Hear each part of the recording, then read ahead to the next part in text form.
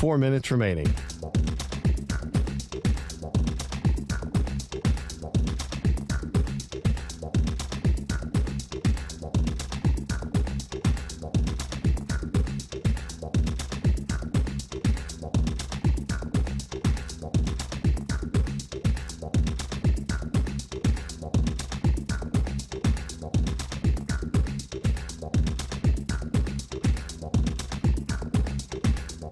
Three minutes, 30 seconds remaining.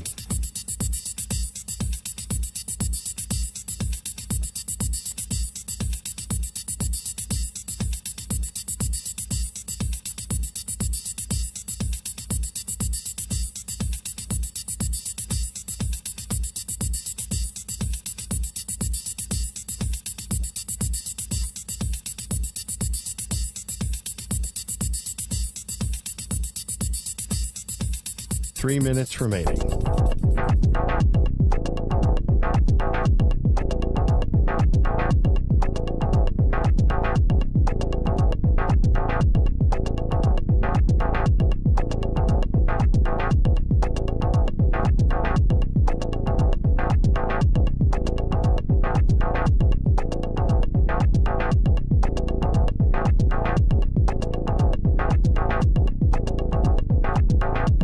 Two minutes, 30 seconds remaining.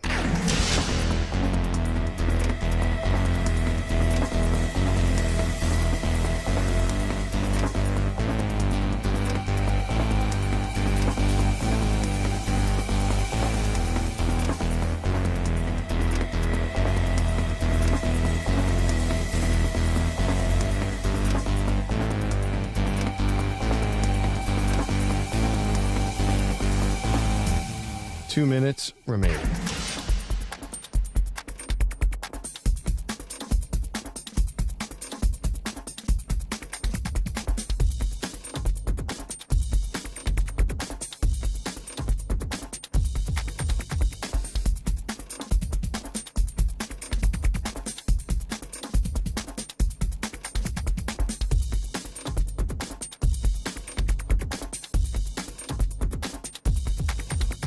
One minute, 30 seconds remaining.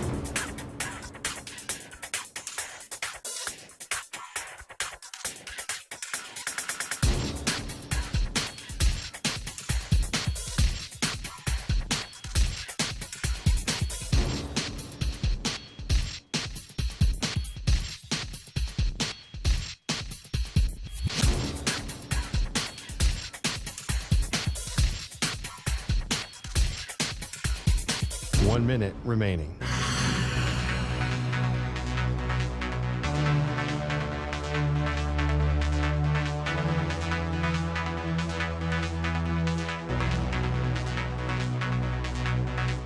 Forty-five seconds remaining.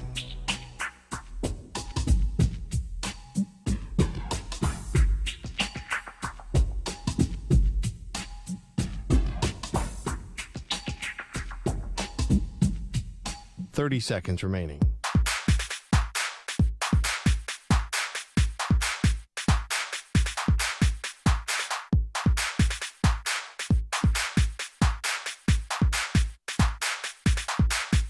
Fifteen seconds.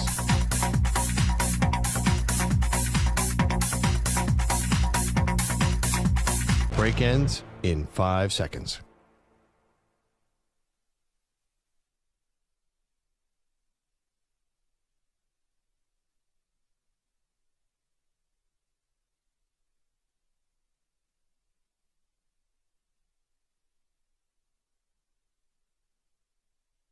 To infinity and beyond.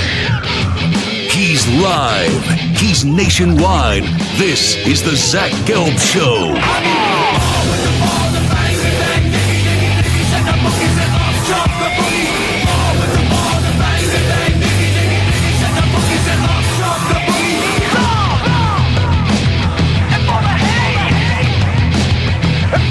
Here's your host, Zach Gelb. Live from the place we're getting out of really ostentatious studios of the Infinity Sports Network here in beautiful New York City, sitting on top of the 10th floor of 345 Hudson Street, Welcome on into what is a Tuesday edition of the Zach Gelb Show across all of our great local Infinity Sports Network affiliates, Sirius XM, Channel 158, the free Odyssey app, and of course, streaming live on YouTube. 855-212-4227 is the number to jump on in. That's 855-212-4227. You could always get at me on Instagram, where I'm straight flexing, or via the good old cesspool of Twitter, X, whatever you want to call it, at Zach Gelb. That's ZACHGELB. We'll have two guests join us along the way before we say goodbye to you at 6 p.m. Eastern, 3 p.m. Pacific time. Matt Rhule, the head football coach of the Nebraska Cornhuskers, will join us at the top of next hour as we'll do a little college football fix with him and preview the Nebraska football season. A lot of talk about Dylan Raiola. And then in the final hour of the show, former NFL tight end, currently hosts in Boston on Sports Radio WEEI, Jermaine Wiggins will stop by. We'll chat it up with Wiggy about the Patriots, Drake May, and them also potentially landing Brandon Aiyuk. And that's where we start the show today. Because I am at a point in my life as a football fan where, quite frankly, I don't know how to act. Because for 20 years, it didn't matter who the wide receivers were. Sure, if the Patriots pulled off a trade for Randy Moss, I'd be really excited like a fat kid in a candy store. But a lot of times, they drafted or developed dudes that didn't look like they would be NFL wide receivers. And they had some guy by the name of Tom Brady. You may have heard about him. They call him the GOAT. And you made these random no-name wide receivers into household names that would always deliver for the Patriots. But this has been my biggest point of contention since Tom Brady walked out of one Patriot place. The Patriots have to stop acting like they have Tom Brady. And in the old regime with Bill Belichick, and I love Bill, but his biggest problem was post-Tom Brady, he still acted like he had Tom Brady. So when you had Mac Jones and you don't have a true number one, bona fide number one wide receiver in the league, even if you had questions on what Mac Jones could be, it should be no surprise when Mac Jones craps the bed and is now holding a clipboard and being a backup quarterback in Duval with the Jacksonville Jaguars. So now you have a new general manager in place, a new head football coach in place, and they still need to deliver on a number one wide receiver. Like you could hope Baker from UFC, who was a late round pick, turns into that. You could hope Jalen Polk, who did a very good job at Washington this past year as a second-round pick, he turns into that. But you got to go be aggressive. And you got to go pull off the deal. Now, to their credit, they've tried, but I'm not about participation trophies. But I at least like that the Patriots are willing to break the bank and put the ball in the player's court. And if the player just doesn't want to come to Foxborough, there's nothing you could do about that. And the Patriots did that with Calvin Ridley, and they weren't able to get him to sign the deal because I guess his girlfriend wanted to go to Nashville instead of Foxborough. As someone that's been to both places, as much as I love Foxborough, Massachusetts, I would much rather live in Nashville than in cold, freezing, and windy Foxborough, Massachusetts. But the night the Patriots drafted Drake May, you know, we're all about those instant reaction videos, right? In our media landscape now. I was sitting on my couch, and I was watching the draft, and the moment that they drafted Drake May, I said, now it's time for Elliott Wolf to be wheeling and dealing Wolf. That's what I called him. And the player I threw out there was no other than Brandon Aiyuk. So that leads us to today's show, where now my emotions are being played with. And I don't like that my emotions are being played with, because I am actually getting my hopes up that the Patriots are going to be able to break the bank and give Brandon Aiyuk an offer that he can't refuse. And that's what my heart tells me. But then there's that little voice in your head. And that little voice goes off in your cabeza, and it's usually the truth. And it makes me think that the Patriots are getting used here to either have the Browns drive up their offer to Brandon Aiyuk in terms of what they're going to pay him, or somebody else getting into this situation. So if you don't know about what's going on with the Niners and Brandon Aiyuk, they made him what I thought was a very fair offer. Roughly $26 million a year to Brandon Aiyuk. Brandon Aiyuk has every right to tell the 49ers, go pound sand, I deserve more. I thought it was a fair offer, but we are now in a landscape And Brandon Aiyuk is a number one wide receiver in terms of production. He had over 1,300 yards this past year. And I know that we don't really judge things off Madden rankings, but he was ranked 10th, in the top 10 for the Madden rankings this past year at the wide receiving position. But Brandon Aiyuk has received permission, as you know, to go seek a trade and seek a new contract with a different team. So that's been out there. And we even talked about it yesterday, right? The Commanders, we know Daniels is trying to get him from their connection and their time together as quarterback wide receiver at Arizona State. Jaden Daniels, that is. We have talked about the Pittsburgh Steelers. Heck, I was on a Steelers podcast a few months ago, and I got a lot of heat from Steelers fans, which I don't know why, when I said I would absolutely give a first-round pickup for Brandon Aiyuk if I am the Steelers. And I understand the price now is not going to be as robust as what it would have been a few months ago as you get closer and closer to the season. We've also had teams like the Cleveland Browns be speculated, and the New England Patriots have obviously been in. So, last night, I was getting tired, and I'm like, you know what? I want to go to bed a little bit early. Did all my reality TV watching, saw the end of the Real Housewives of New Jersey, which, by the way, not happy with the season finale, and it kind of encapsulates the entire season, where there was a lot of drama, a lot of hype, and then when you watch the episodes, it didn't live up to what the drama and hype was. So I was all caught up to date on my reality TV. There was no big sporting events really on last night, and I was like, you know what, I'll try to get to bed early.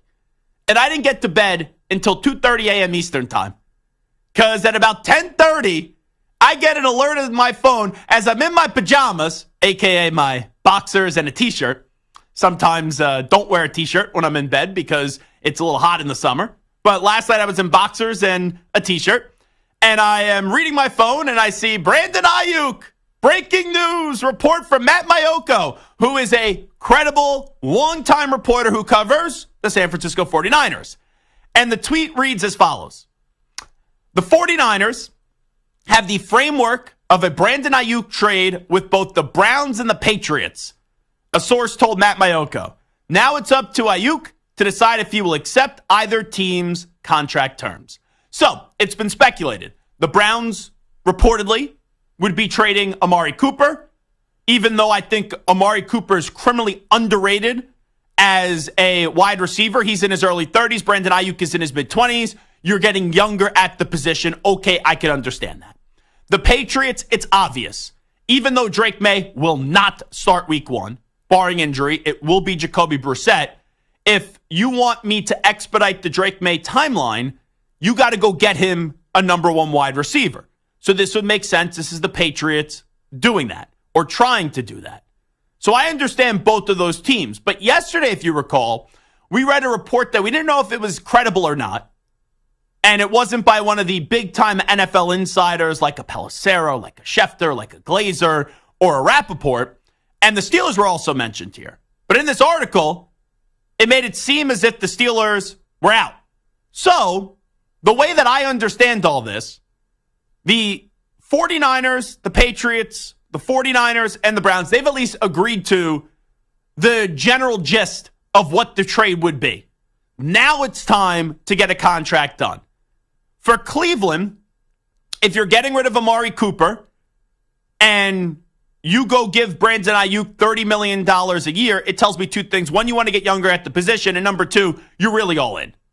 And it puts a ton of pressure, as he should be, on Deshaun Watson. There's no more excuses for Deshaun Watson. Whether he lands Brandon Aiyuk or not, there's no more excuses.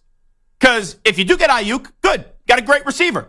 If you don't get Aiyuk, you still have a great receiver in Amari Cooper, and your team went out there this offseason, got Jerry Jeudy. Last year, they got Elijah Moore. Eventually, Nick Chubb will come back. And oh, yeah, by the way, you have one of the best defensive players in football in Myles Garrett and a heck of an offensive line. And oh, yeah, the Browns last year, they made the playoffs when Watson got hurt and Joe Flacco came off the couch and had success with the Cleveland Browns. Here we go, Brownies. Here we go. Hoo, hoo.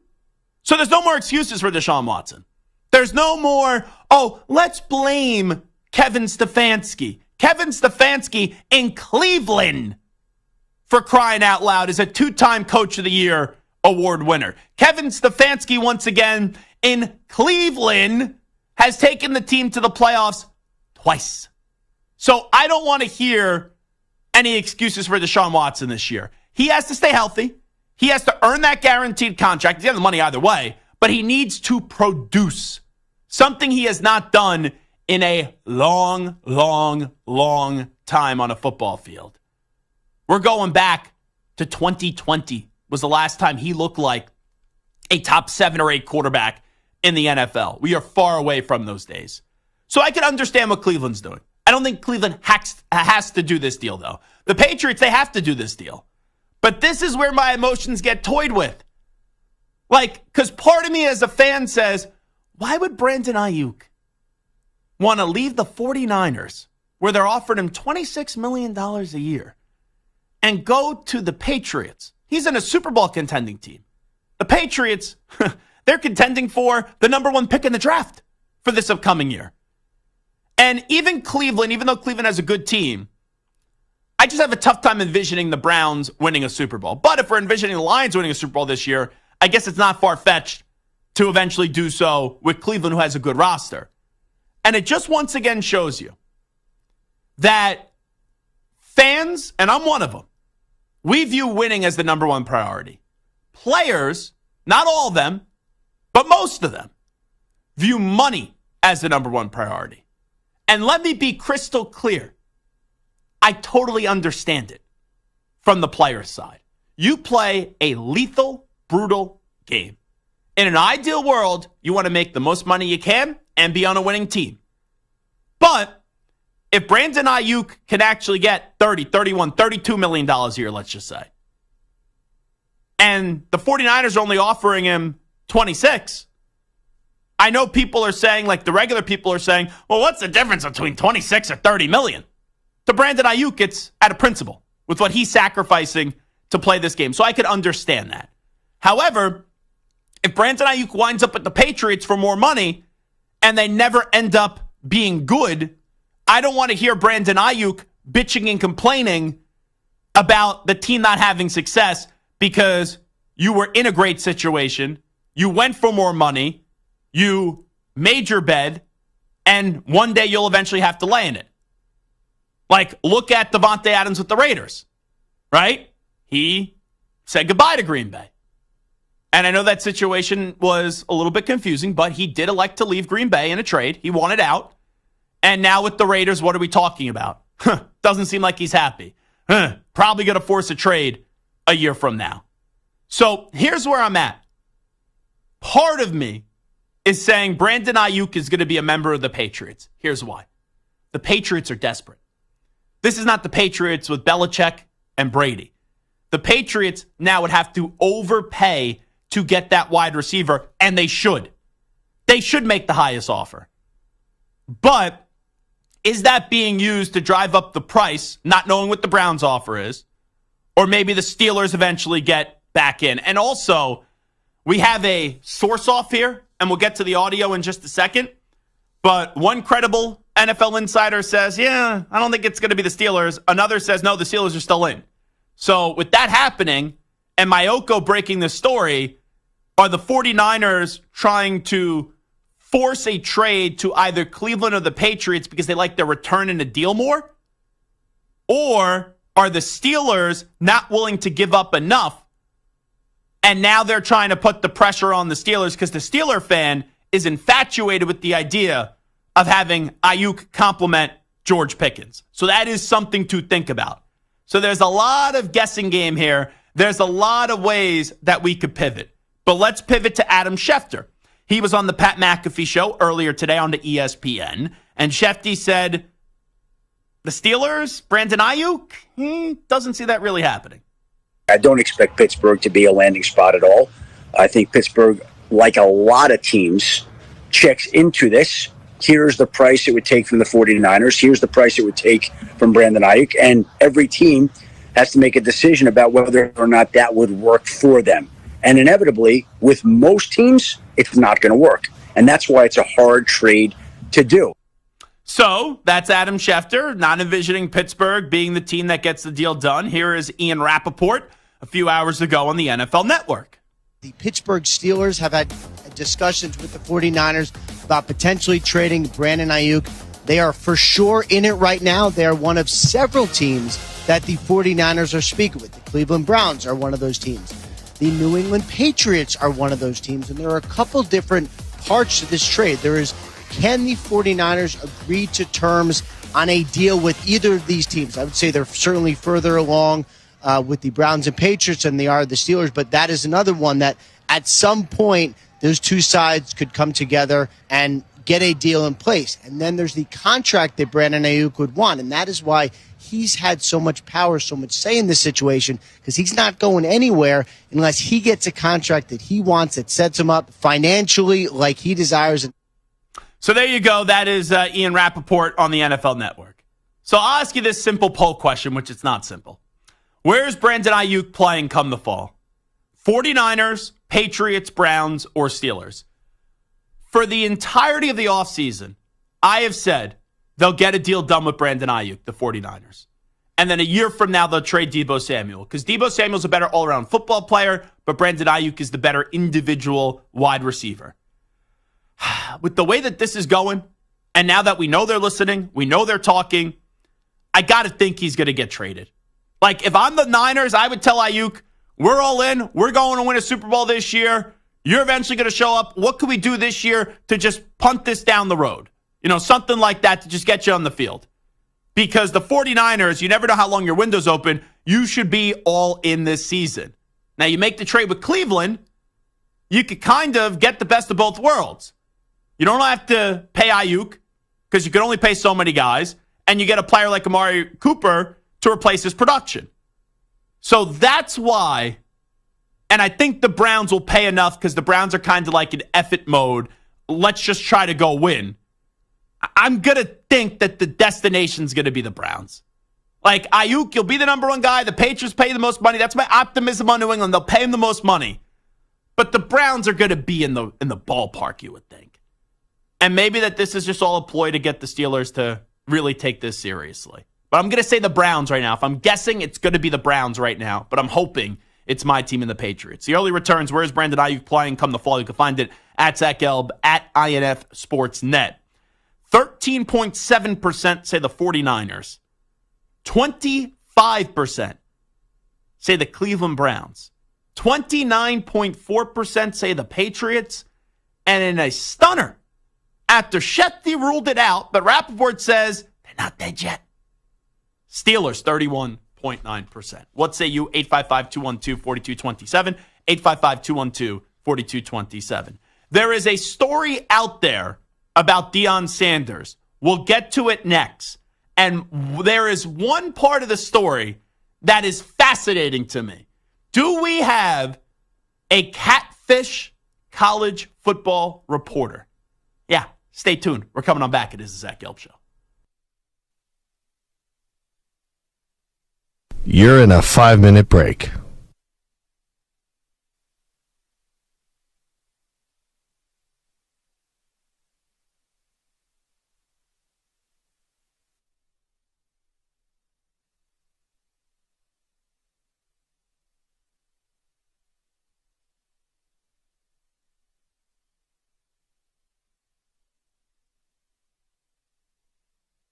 Four minutes, 30 seconds remaining.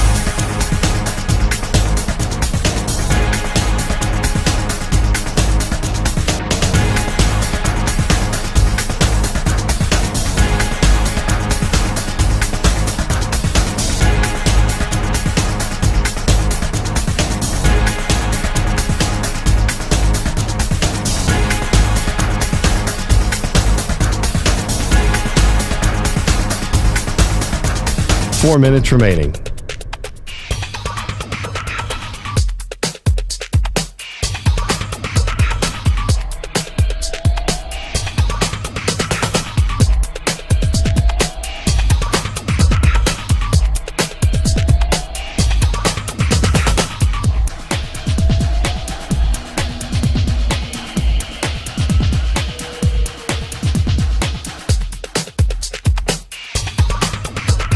Three minutes, 30 seconds remaining.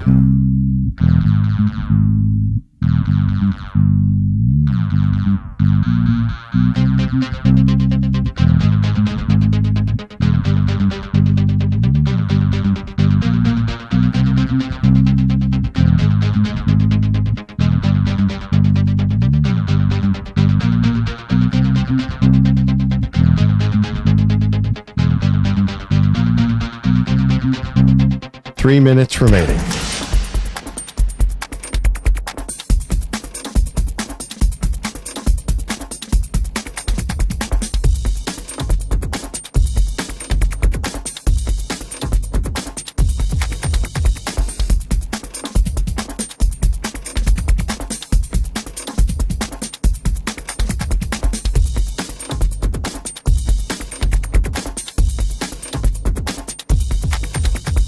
Two minutes, 30 seconds remaining.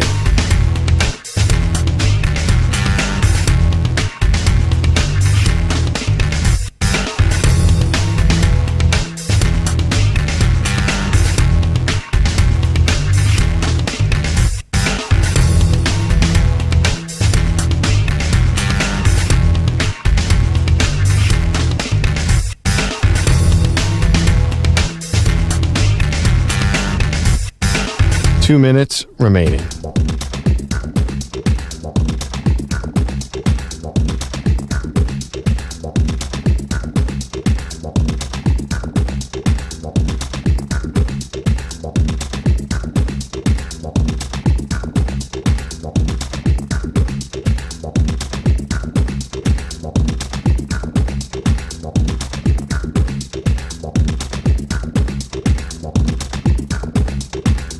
One minute, 30 seconds remaining.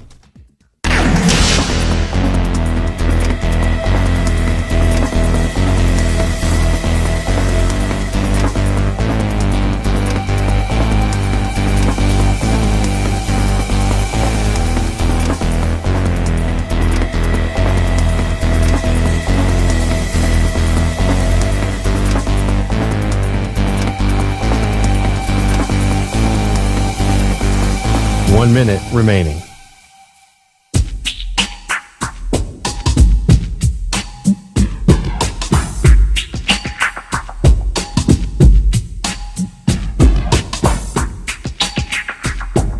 Forty-five seconds remaining.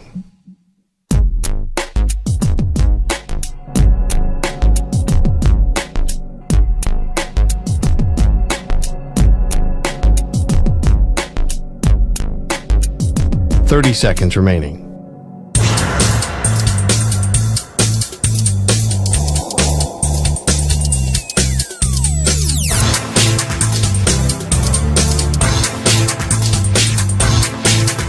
Fifteen seconds.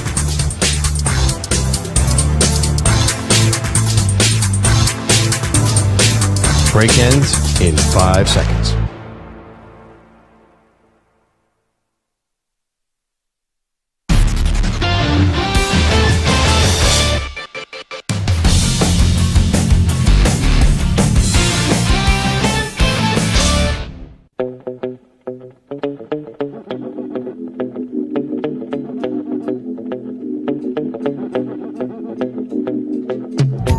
You're listening to the Infinity Sports Network.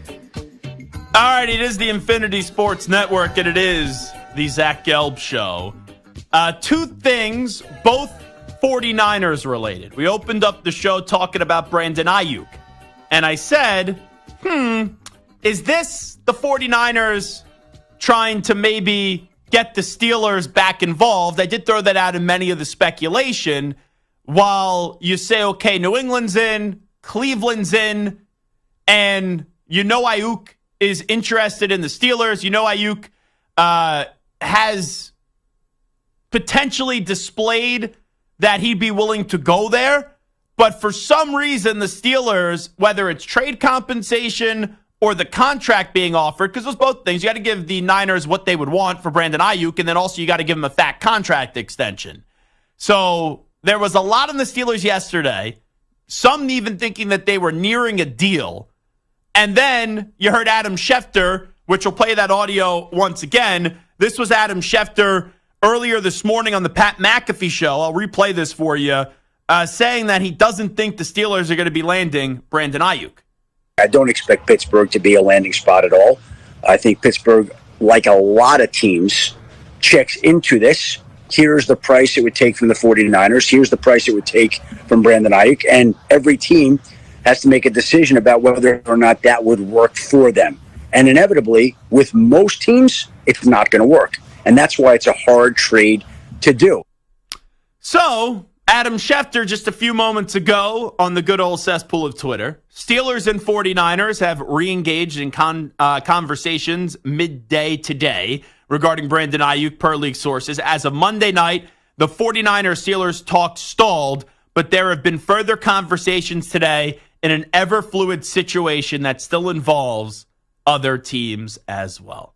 So if the 49ers leaked the Patriots and the Browns and made it out to Matt Maioka that they have a trade agreed upon or the framework of a deal done, that could have made the Steelers be a little extra aggressive. AFC North very competitive. Maybe the Steelers looked at this and said, we would like Aiyuk. Now we'll give him a little bit more money. We'll give a little bit more in the trade because we don't expect him to go to New England. And if he doesn't go to New England, then it is to Cleveland. And the Browns already have a pretty strong roster, and that's going to be a very competitive AFC North. You can tell me whoever you want wins that division, order up 1, 2, 3, and 4, and I can't really disagree. And if you allow Aiyuk to go there, that makes it even a little bit more difficult for the Pittsburgh Steelers. And who knows? Maybe there's a way, and I don't think it makes sense for the 49ers, that the Browns could keep Aiyuk and Amari Cooper, which would be the ultimate nightmare for Pittsburgh. And I think Pittsburgh is starting to realize the trend around the league. And I don't even think they have their long-term quarterback on the roster. I've talked about I'd rather see Justin Fields over Russell Wilson because I know what Russ is at this point of his career. We still don't know what the apex is for Justin Fields. But you look around the league, Miami, 2 number 1 wide receivers in Tyreek Hill and Jalen Waddle. The Eagles, 2 number 1 wide receivers when you look at Devontae Smith and A.J. Brown. So it is not impossible to pay your quarterback and then pay 2 number 1 wide receivers. And by the way, George Pickens is still operating on a rookie deal, and you're not paying any quarterback right now on your roster massive money.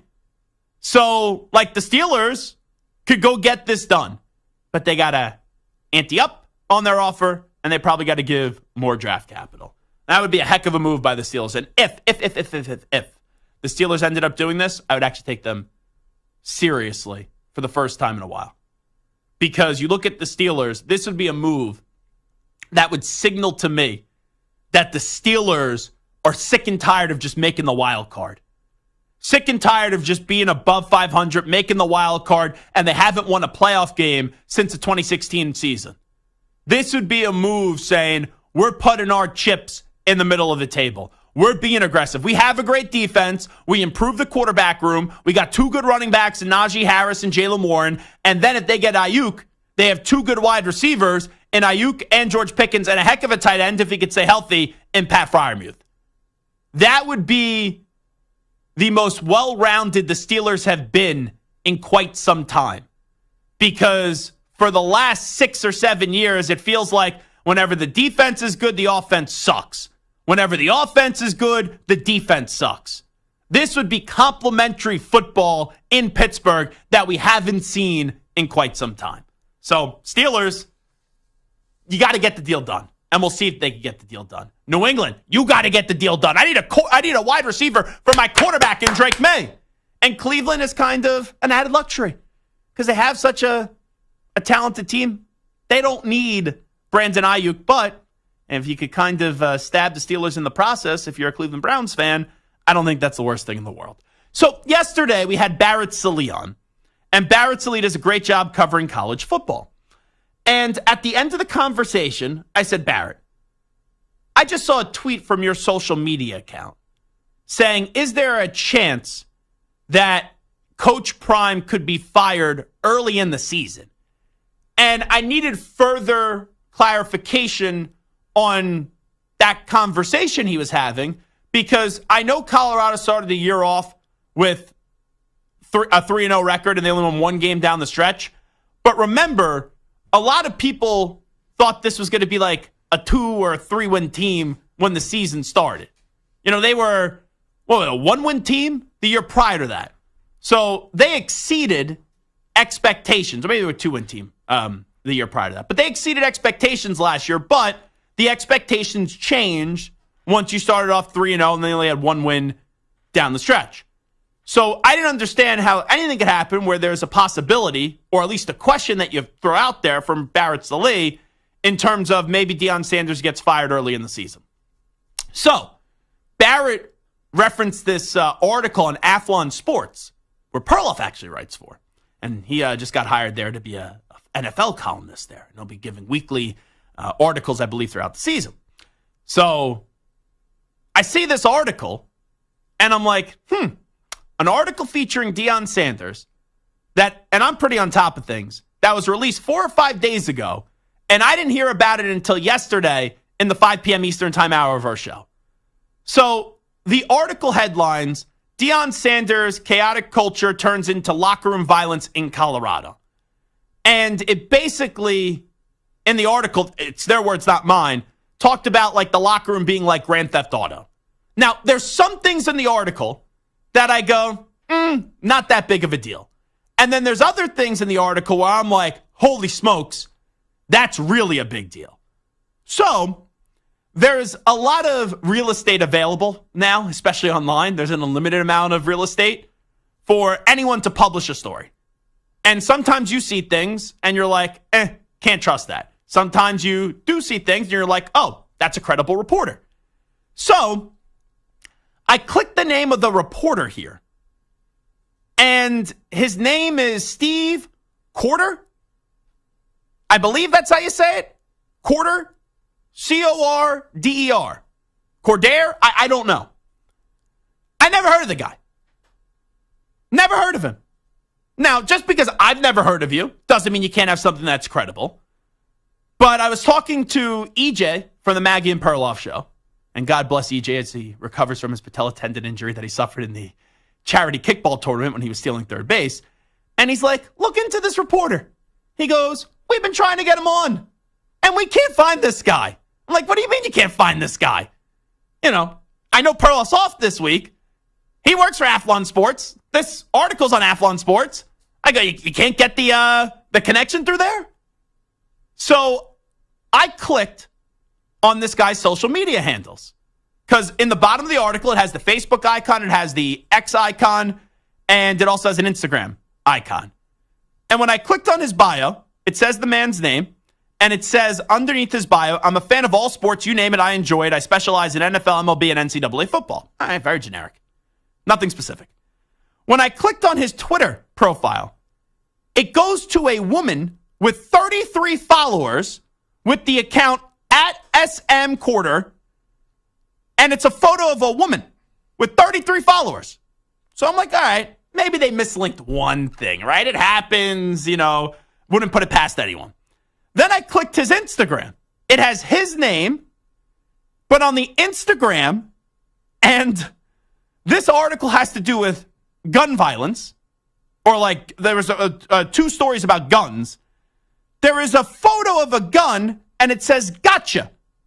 Now, as you scroll down, it looks like a bunch of parody and a bunch of parody clips. Very weird clips. So a few things have crossed my mind.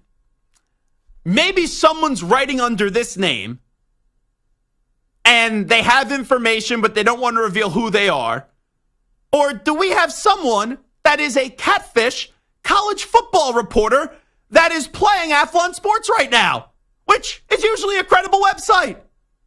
So I'm not going to judge Coach Prime off this bull junk in the article that may or may not be true. But when I go to the author of the article's social media handles, and on Facebook it's a picture of a woman, or excuse me, in Twitter was a picture of a woman, and then on Instagram it was a bunch of parody posts, how do I take this seriously? Like, if Bruce Feldman had this article, it'd be the #1 conversation in the college football world right now.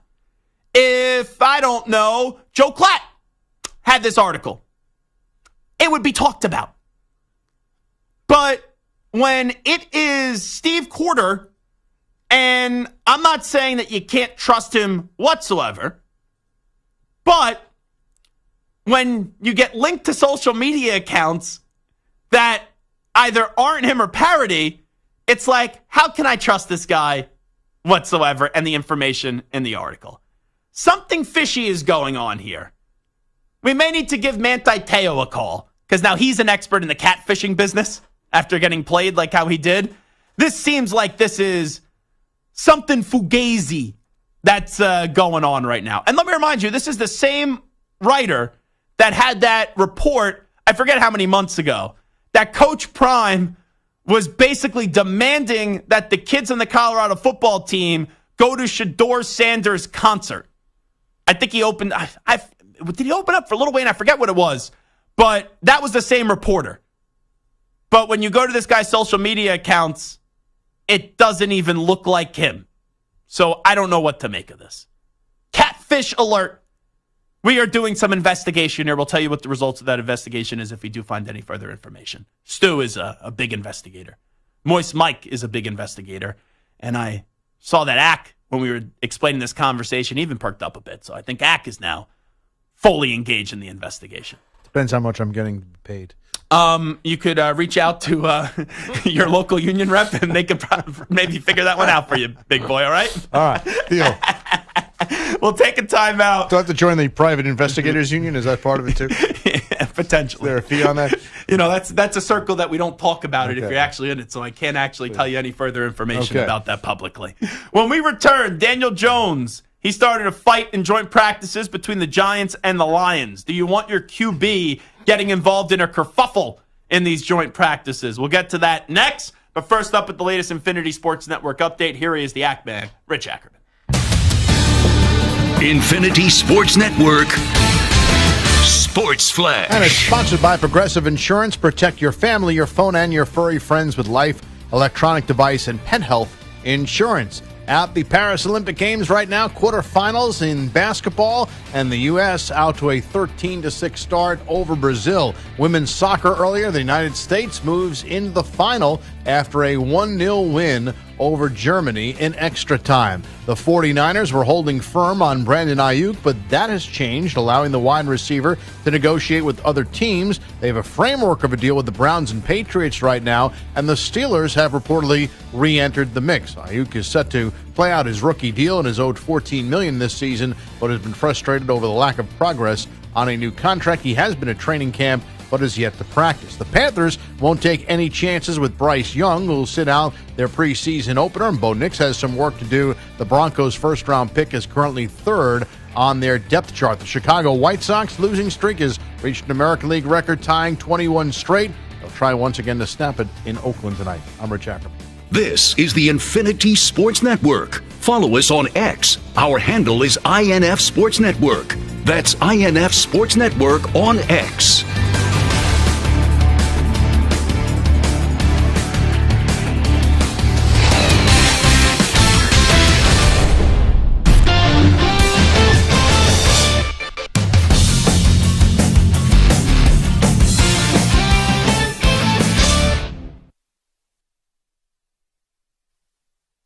You're in a 5-minute break.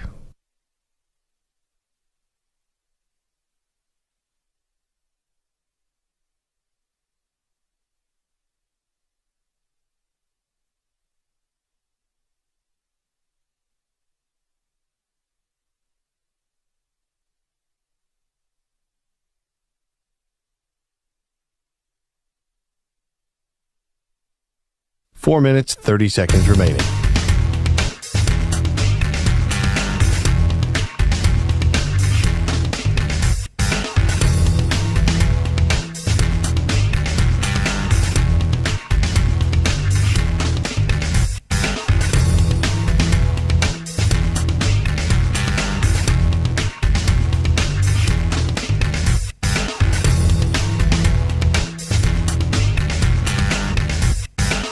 Four minutes remaining.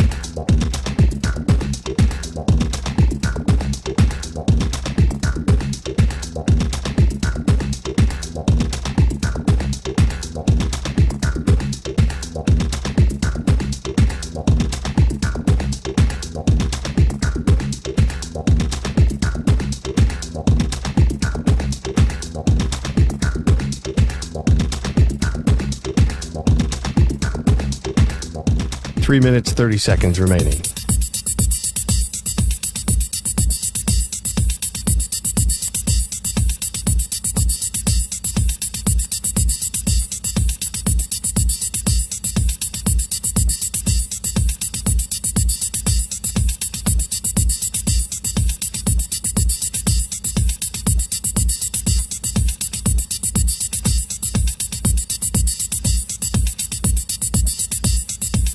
3 minutes remaining.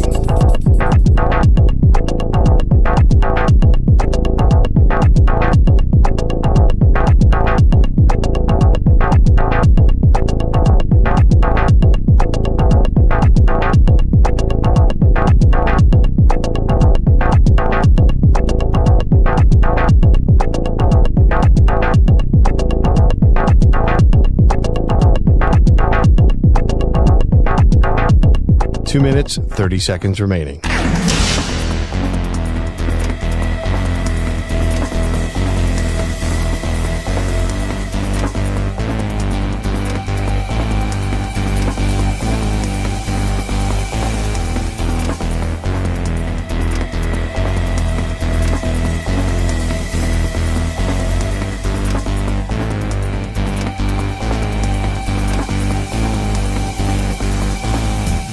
Two minutes remaining.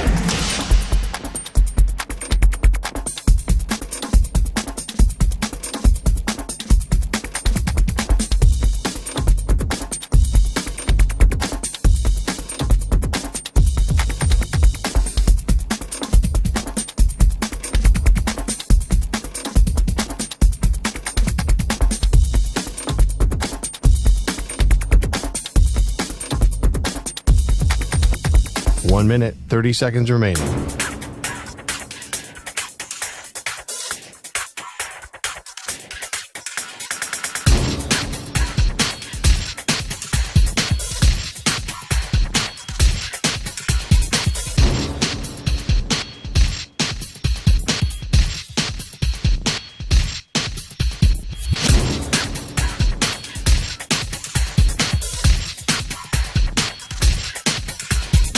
One minute remaining.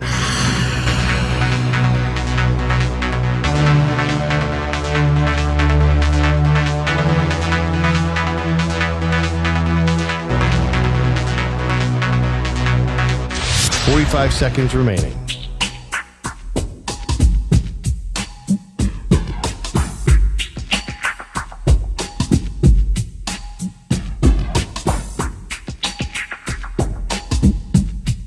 Thirty seconds remaining.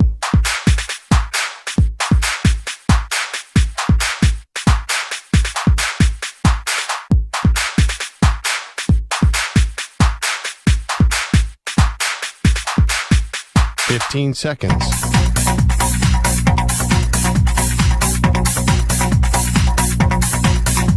Break ends in 5 seconds.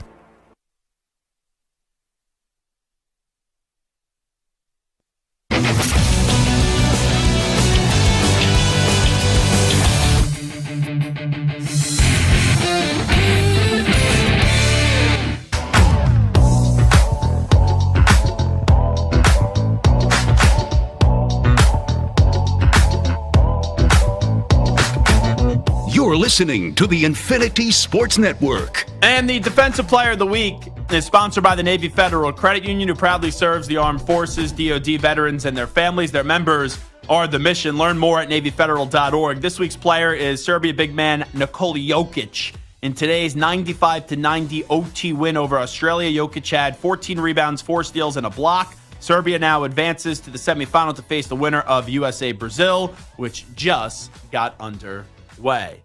You know, I've heard about the men's Olympics basketball team, and I said this, without Caitlin Clark on the women's side, I feared that we were going to hear nothing about the women's team. And I feel like that has been true. I can't even tell you when, who, or if, I know they have, if the women's team has played yet. Like, seriously. I have not heard a peep about the women's team.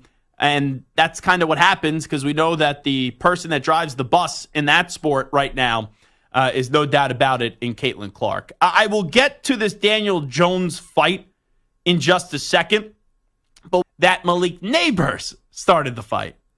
I don't know about you guys, and I'm not someone that sits here and pretends like fights aren't going to happen in joint practices. I've covered a few joint practices, like 2 or 3 of them. Every joint practice I've covered, there has been a fight at some point, whether it was Patriots and Panthers, there was a mini kerfuffle, definitely Eagles and Dolphins. That's what happens, right? even though there's not a lot of hitting that goes on in training camp anymore, you go to join practice, it's someone else in a different uniform. All right, it feels like it's a full go or as close to a full go as they want to make it out to be. Obviously, you're not going to hit the quarterback. But Daniel Jones, I guess, started the fight the other day. And I don't know, two things about fights. Number one, I don't want my quarterback fighting necessarily. Number two, I saw the Malik Neighbors video. It's so stupid when you have one of these brawls. And while one of these brawls are going on, you have players punching other players while they're wearing a helmet. That can't be good for your hands. That can't be good for your fingers. And you're almost asking to get hurt. So that's kind of my reaction to the whole thing. On the Daniel Jones front, I guess that's him probably trying too hard, right? Like he knows that this is a make or break year for him.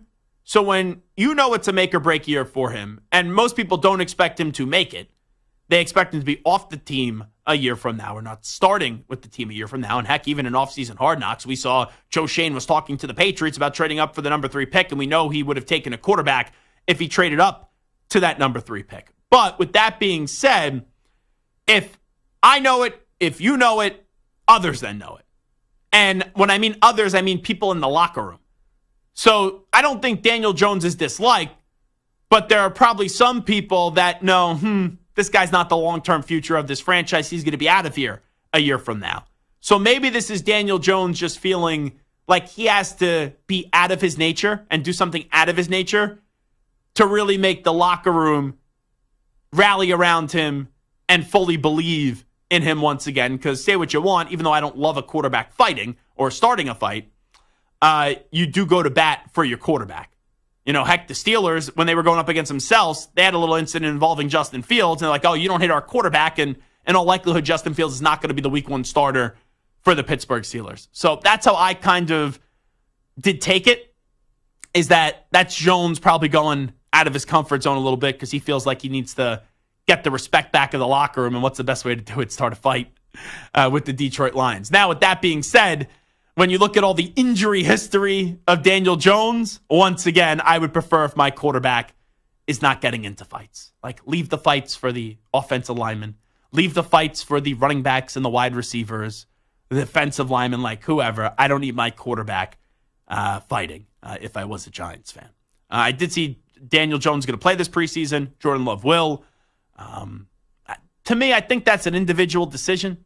I don't really have a problem with it, and I also don't have a problem with it with a guy like Aaron Rodgers where they don't probably intend to play him in this preseason. Quite frankly, I've said this before, I feel like only bad things happen in preseason and training camp. Like, don't get me wrong, you can develop, you can get good, and obviously win a job, and there's positives. But if you know you're the guy, and like Daniel Jones, and he's not the long-term guy, but he's the guy for the start of this season. We know Jordan Love just got paid. He's the guy in Green Bay. Aaron Rodgers is the guy with the Jets. Jared Goff is the guy in Detroit, and he's not going to play in the first preseason game. If you know you're the guy and your team doesn't want to play you, I'm good with them not playing because, unfortunately, training camps, OTAs, preseason, I just sit there and I watch as a nervous wreck because I always feel like an injury is going to happen. And that's something you never want to see someone's season derail before it even actually officially starts with the regular season. Okay, it is the Zach Gelb Show on the Infinity Sports Network. We will take a time out. When we come on back in 5 minutes, we will have a little college football fix with the head coach of the Nebraska Cornhuskers in Matt Rhule as he enters year 2 at Lincoln, Nebraska. We are back up and running on YouTube. We were down for about 2 or 3 minutes, but back up and running so you could always stream the show live on YouTube as well, in addition to listening to us on one of your local Infinity Sports Network affiliates, Sirius XM Channel 158, and of course, as always, the free Odyssey app.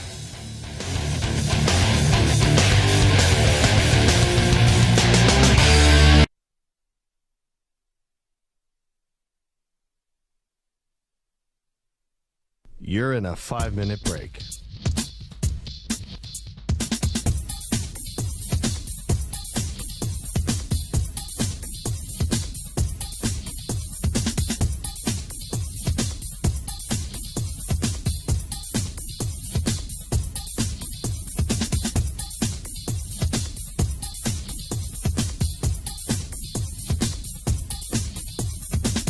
4 minutes, 30 seconds remaining.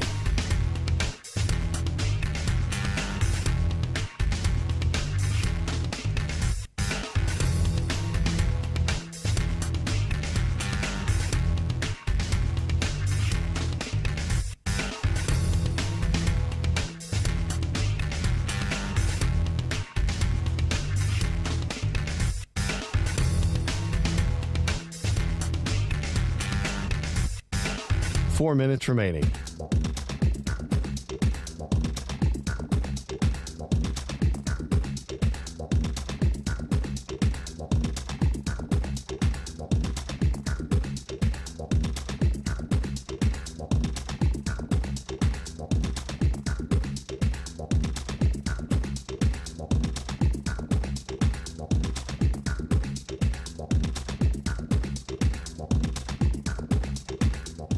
Three minutes, 30 seconds remaining.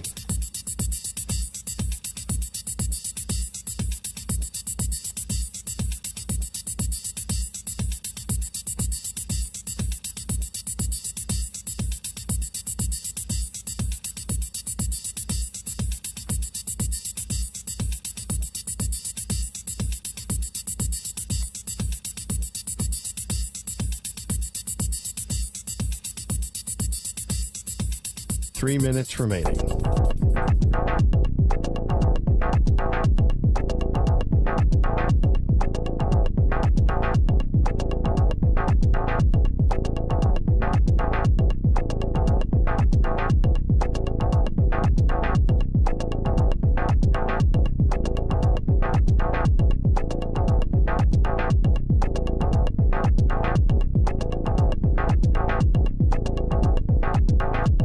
Two minutes, 30 seconds remaining.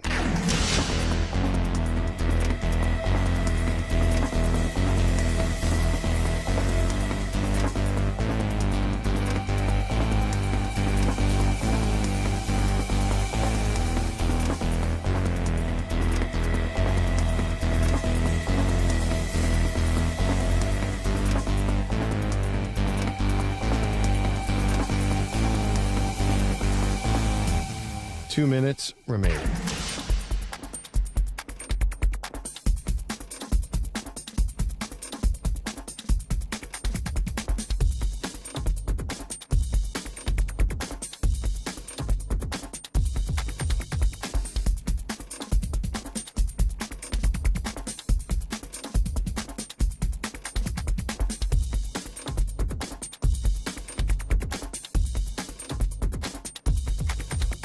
One minute, 30 seconds remaining.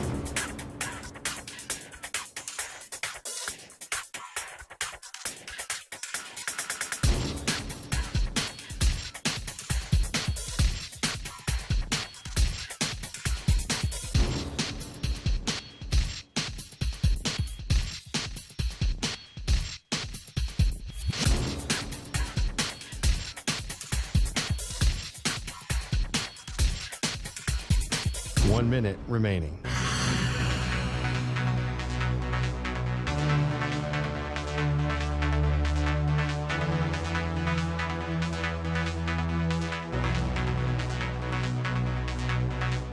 Forty-five seconds remaining.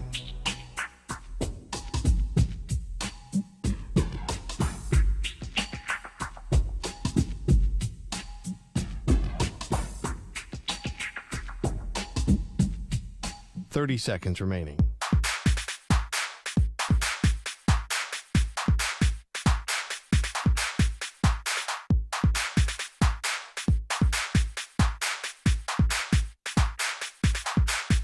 Fifteen seconds.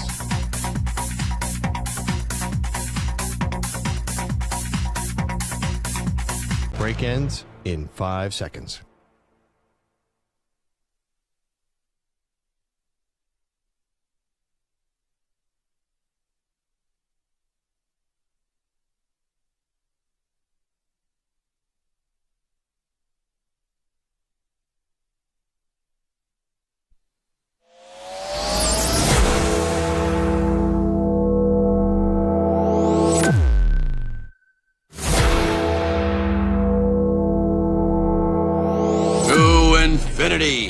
and beyond. He's live. He's nationwide. This is the Zach Gelb Show. All righty, rocking and rolling hour number 2 of our radio program. That's right, it is the Zach Gelb Show on the Infinity Sports Network. We should be linking up momentarily with the head football coach at Nebraska, and that, of course, is Matt Rhule. He enters year number 2 with the Cornhuskers. We saw year number 2 at Temple. He became bowl eligible. We saw year number 2 at Baylor. He became bowl eligible. They just missed the bowl game this past year, obviously turning over the football and protecting the football from all the turnovers they had last year has been a major point of emphasis. And also, they landed an enormous, and I mean an enormous recruit as Dylan Raiola, right? We all know his father, Dominic Raiola, longtime offensive lineman in the NFL, played his college football at Nebraska. Dylan Raiola's uncle is actually on the coaching staff as an offensive line coach for Nebraska, so a lot of family ties there. And Dylan was originally committed to Georgia, and through time and time, he flipped and ended up linking up with the Cornhuskers. And the expectation is they're in a quarterback competition right now, but I would expect that I'd be surprised if Dylan isn't starting week 1, 25 days from now, up against UTEP. But this is a Nebraska football team. When you look at their schedule this year, UTEP week 1, Colorado, big game. If it's Raiola against Deion Sanders, that's a heck of a week 2 game for college football fans. Then Northern Iowa, Illinois, Purdue, Rutgers, Indiana, Ohio State, UCLA, USC, Wisconsin, and Iowa. So a tough end to the season, but the expectation definitely for Nebraska this year is to be bowl eligible. And I'm expecting Nebraska to be in a bowl game. I have them going 8-4. So definitely some big expectations for Nebraska, who has not made a bowl game since the 2016 season. And we'll see if they could do that this upcoming year. And I was able to go to Lincoln last year. And man, those fans are just dying for a winner. And even in a game where they did not perform particularly well, that place was packed to the brim. It was a full packed house. I had a runza for the first time ever, which was absolutely delicious. And it was very cool to see that great college football scene. So it's time to get to a college football fix right here on the Zach Gelb Show.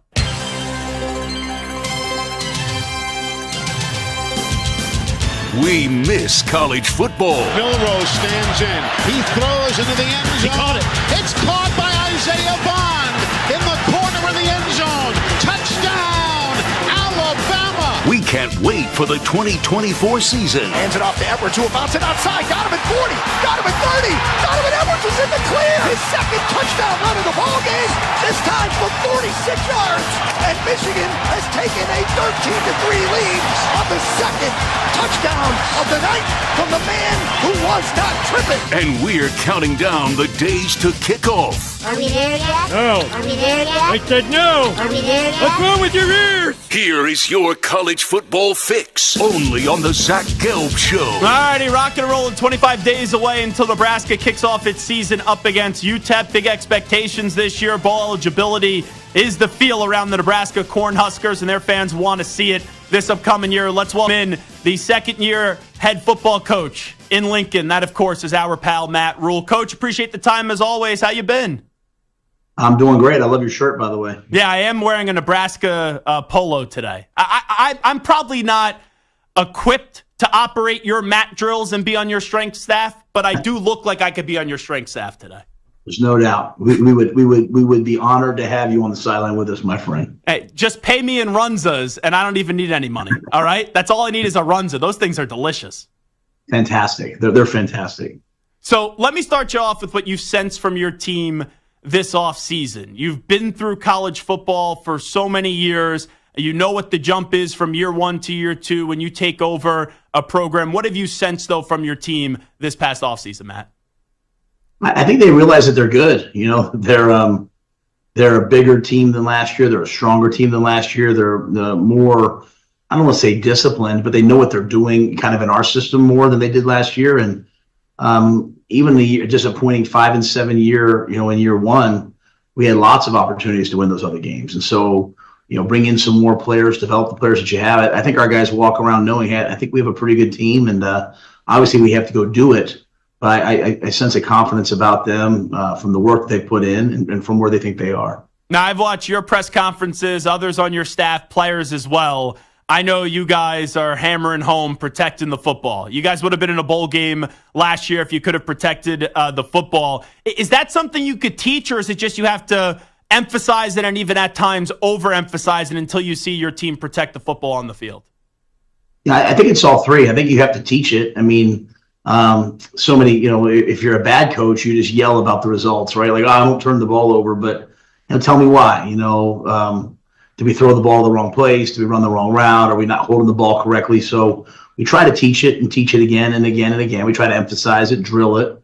And I think the biggest thing is when it starts to come from the players, not waiting until the ball's on the ground, but when a guy's not carrying the ball properly, they're hearing it from their teammates. The guys on defense are going after it. I think that's important. So, it was a historically bad year in terms of turning the ball over last year. And, if you don't learn from that, then you're a fool. And so we refuse to be foolish. Matt Rhule here with us, the second-year head football coach at Nebraska. Everyone, when they talk about your program now, it starts with Dylan Raiola. What have your impressions been so far of the youngster? Well, I mean, he's a winner. He understands the game. He's thinking about the game, all the time. He studied everything. If a receiver lines up wrong, I mean, he knows it. A lot of guys, when they're that age, they're playing kind of, not clear-minded because they just know what they're supposed to do. But, Dylan knows what every guy on the field is supposed to do because he's put so much time and work in. And so he's, like I said, he loves to compete. He loves playing. He loves practicing. And I think that's contagious, and it's good to have from him. I listened to the entirety of his press conference the other day. Now, when I was 19, I was confident, but I was also immature. It seems like he has the perfect blend of confidence and maturity. It doesn't seem like he's a freshman when I hear him speak at a podium. Yeah, I thought he did a great job the other day, and I think a lot of that is really him understanding that it's not all about him, right? It's about the team. It's about winning. He didn't come here to make himself a household name, though obviously we all want those things, right? He came here to restore Nebraska, to be a part of restoring Nebraska to its glory. His father played here. It means something to him. He has pictures of himself when he was little, and that's really a lot of the guys on our team. We have guys who came back, who didn't go to the NFL. They came back for another year, even though I told them not to. I said, go to the NFL, make some money. I mean, they came back because this place means so much to them personally. And so Dylan's another one of those guys like that. So I think when he gets up there and talks, he doesn't want the spotlight all on him. He wants it on his teammates because he knows it's going to take everybody for us to be successful. And I think that's so important for him to have those traits because, like, you even saw a little bit of it. And I know you joined us the day he decided to commit to Nebraska and flip from Georgia. And you talked about the comparisons of Patrick Mahomes. And then he walks into fall camp looking just like Patrick Mahomes. And, man, that was a social media craze. And he hasn't even played a regular season game yet. So the way that he managed all that, I thought was pretty neat and important because, some kids, there's a lot of hype and the hype could actually ruin them. Yeah, I think the biggest thing for all of these guys is to realize that, like, hey, when you're in the spotlight in a positive way, it's fun. I mean, it can almost be addicting, right? Like, you love the attention. But if you start, all of us, if we start doing things for the pleasure and approval of others, we're never really going to be happy. And so, I think the great thing about Dylan, I think the great thing about our players is, we try to always turn things back into the locker room. Hey, making life about your family, making life about your future, making life about your teammates and your team. And so I thought he did a good job of that, even in those moments, But sure, if you're 19 years old and you're getting tweeted at by ESPN, I mean, who wouldn't love those things? But at the same time, he's done a good job of making it the team. Matt Rhule here with us. Would you say he has earned the trust and respect of his teammates already? Oh, no doubt. Yeah, no doubt. I think he's a great teammate. He's a hard worker. I mean, in this day and age, players respect production. I mean, they respect production, but they still respect the guys who come in and put the most work in. And we kind of have that blue collar type team. Like this team, Zach. This is a lot like those Temple teams we had. Like, this is kind of like This is kind of, if you want to coach and play in Philly and you want people to respect you in Philly, you better be tough and you better work. And I'd say it's the same thing here in Nebraska. If you want people hardworking, tough people, if you want them to respect your football team, you better have those types of players. And so Dylan, all of our guys, I think they've done a great job of they do that, and they are part of the ethos of this state. Matt Rhule here with us. Just with what you saw from the spring, now as we get closer and closer to the fall and go through the summer, have you seen Dylan just grow in the short time you've had with him so far? Well, I think anytime you're a freshman player, I think you have to you kind of learn, then you relearn the same thing, and you just keep doing it until it becomes like second nature. And I think what you're seeing when you see him out there now is you're seeing a guy that's probably been through it for the second or third time, all the play calls, all the situations, all the way we do things. And the one thing I've tried to encourage him to do is embrace when things don't go well. So many quarterbacks, you look at them, they're phenoms. Some of them don't have a bad day till they get drafted, and all of a sudden they're a bust as a first round draft pick. And everybody's like, how did that happen? Well, maybe they didn't know how to handle frustration. Maybe they didn't know how to handle the hard. The ones who make it, to me, you look at them. You look at like Brock Purdy. You look at Tom Brady and all the adversity he went through at Michigan. The same for Aaron Rodgers. Junior college to Cal. You look at Drew Brees coming up. Through Purdue, back before Purdue was really a power. I mean, these guys, Patrick Mahomes having to carry Texas Tech on his back each and every week. Being the 5-star recruit who goes to the 5-star school and nothing's ever hard, and all of a sudden you get to the NFL and you get hit in the face and you don't have a great team in front of you and you struggle. I've tried to really embrace Dylan to encourage Dylan to embrace the process, to embrace adversity, to embrace when things don't go well, to lean into it, not to pull away. So many of us, we pull away from things when they're uncomfortable, but to lean into it. And so his maturity has allowed him to do that, and I think it's what makes him viable and ready to play as a freshman. And everyone's excited to see Dylan play. I know you're in a quarterback competition right now. Is there any update on what's going on with that quarterback competition? Yeah, I mean, Dylan's done a great job. I mean, he's played really, really well. We're blessed also. You understand how football is. Everyone's fighting to compete. We have Heinrich Harburg who won 5 games last year at the University of Nebraska, and which not many people have done recently. And he and Dylan have this amazing relationship, but are also fighting tooth and nail to be the guy on the field. And then we have Danny Kalen, who's another elite recruit, who's probably one of the fastest processors I've ever seen. So we have probably one of the best quarterback rooms I've ever been a part of. And they're all fighting with each other right now, but in a good way. And so they all get their reps. So when the time comes, we'll make a decision. But I'm looking at things nowadays as with this new expanded playoff, Zach. I need to have guys ready for game 12, then hopefully go a bowl game or Big Ten championship game 13, maybe get into the playoffs at some point. So I'm trying to build depth, and the guys are hanging along with me with it. Now, I saw you said the other week that you think 4 teams should get in each and every year in the Big Ten. I'd be surprised if that's not the case. I know Paul Feinbaum, our buddy, went after you a little bit for that, and I may have said some not nice things about Paul, but that's a different topic for another day. But on that topic, just expand a little bit more on that thought, why you think the Big Ten should get at least 4 teams each and every year. You have a 12-team playoff, right? And I think 4 teams from the Big Ten, and I think 4 teams from the SEC should get in. I don't even think there's a debate about it. Like, you basically just took some of the best teams in the country and would normally be part of our non-con. You took Oregon, you took Washington, you took USC and UCLA, and you put them into our conference.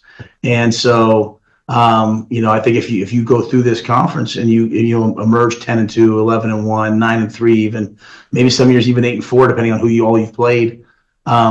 It's like the NFL. You know what I mean? Like, yeah, unfortunately, sometimes someone gets in from the weakest conference in the NFL, but the wild card allows you to get more from the better conferences. And the Big Ten and the SEC are the standard bearers right now. That's no disrespect to the Big 12. I was a part of it. No disrespect to the ACC. But that's just unfortunately or fortunately, however you look at college football, the way things have gone. And so if you're going to play the best schedules, then you take into account the Big Ten. I mean, we're playing 9 conference games. This year, we play 5 road conference games. Some of these other conferences play 8. And again, I'm not hating on them. They that's their own business. But the Big Ten's hard. It's cold. It's physical. And so, 4 teams from this league should get in every year. 4 teams from the SEC should get in every year. And then, if it expands to 14, then they can figure it out then. But yeah, I know. And I think most people that really, really study it know it as well. And, we all have jobs to do. We all have to say certain things. But I don't think there's a lot of people that actually really debate what I said. Matt Rhule here with us for a few more moments. Let me get to your defense.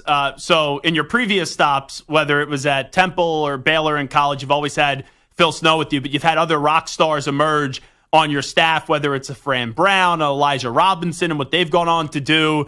The other day I was talking to Josh Perry. I knew from watching last year how good of a defensive coach Tony White is, but man, it seems like day by day he's starting to get more and more praise nationally. What does Coach Tony White bring to your defense?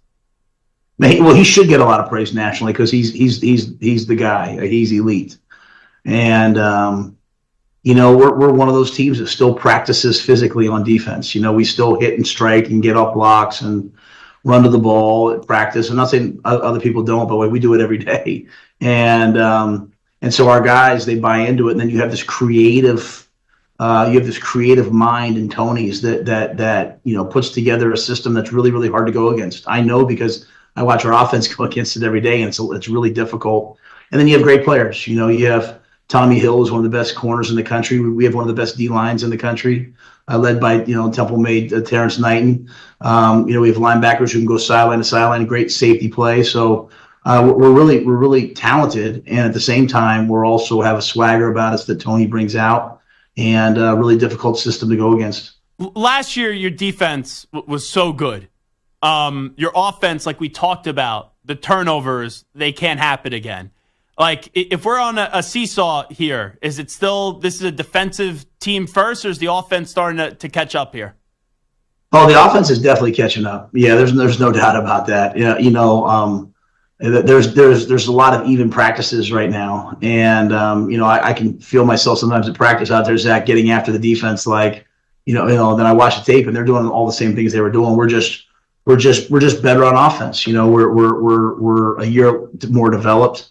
The offensive line's bigger, stronger. Now we had a huge injury yesterday. Our starting left tackle, Teddy Brahaska, unfortunately tore his knee, but we have guys behind him who can play, and our tight ends are a year stronger. We've got 5 or 6 backs that we can put in the game.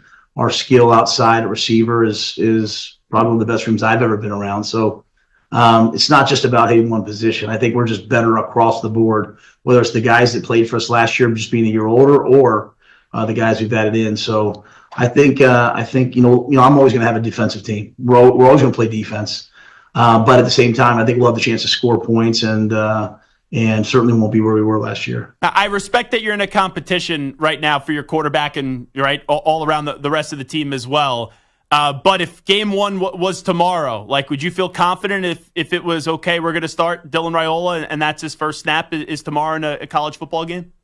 Yeah, I have nothing but confidence in Dylan, and to your point, I have nothing but confidence in those other 2 quarterbacks as well. But Dylan, to me, this is these climbs. Sometimes people think like it goes like this, right? But usually in life, everything kind of goes up, down. So when you play a freshman quarterback, and I've done it twice, I did it with PJ Walker at Temple. I did it with Charlie Brewer at Baylor.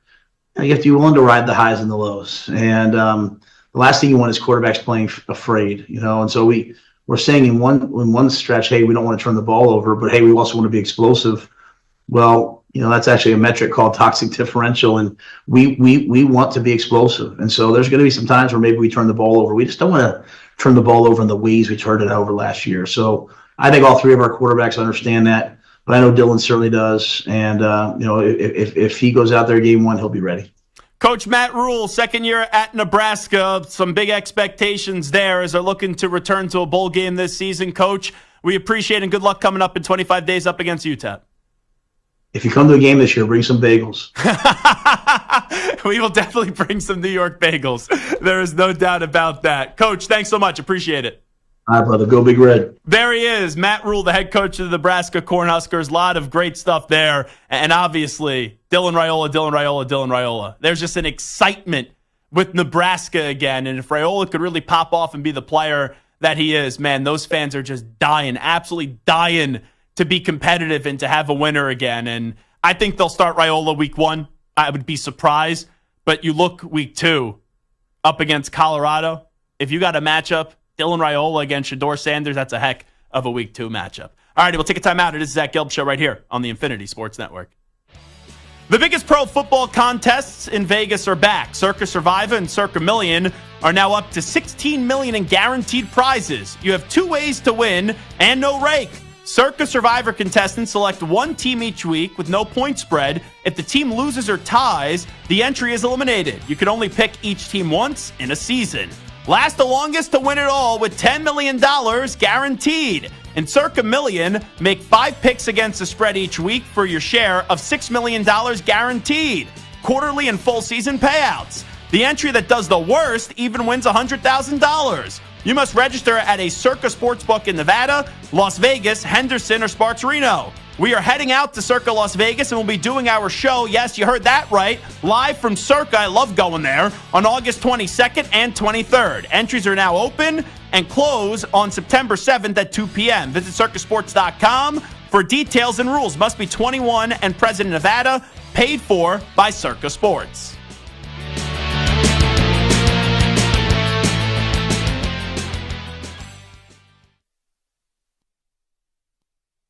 You're in a 4-minute break.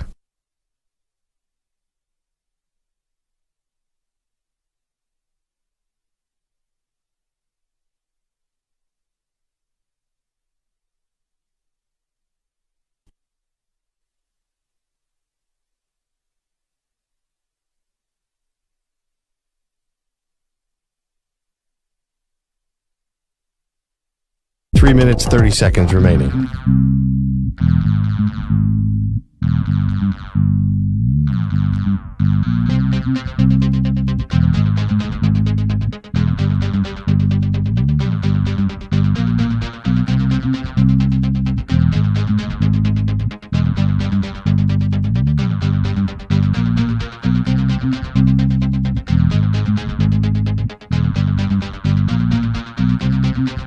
Three minutes remaining.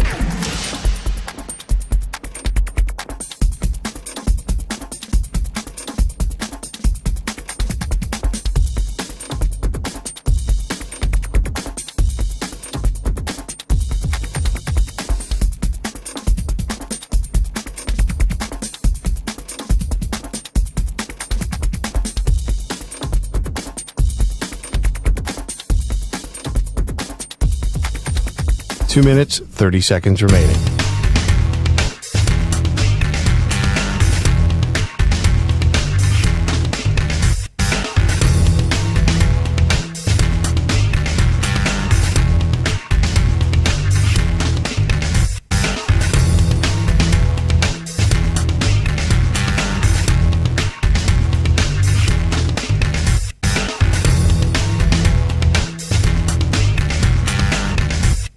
Two minutes remaining.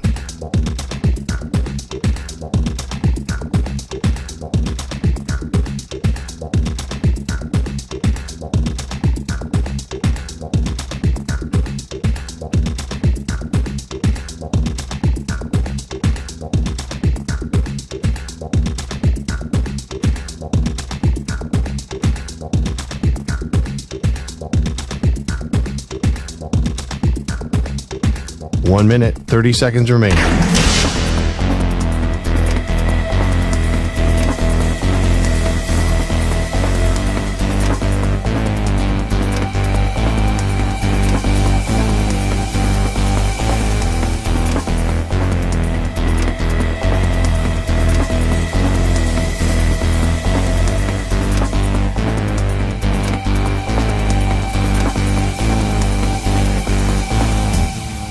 One minute remaining.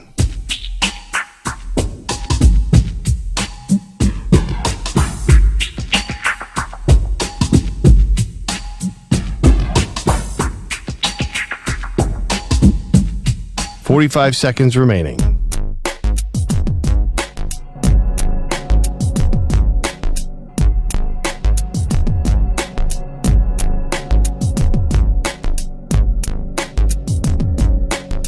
30 seconds remaining.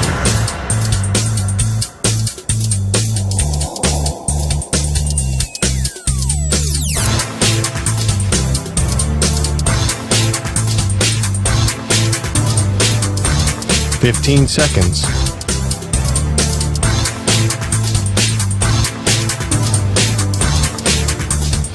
Break ends in 5 seconds.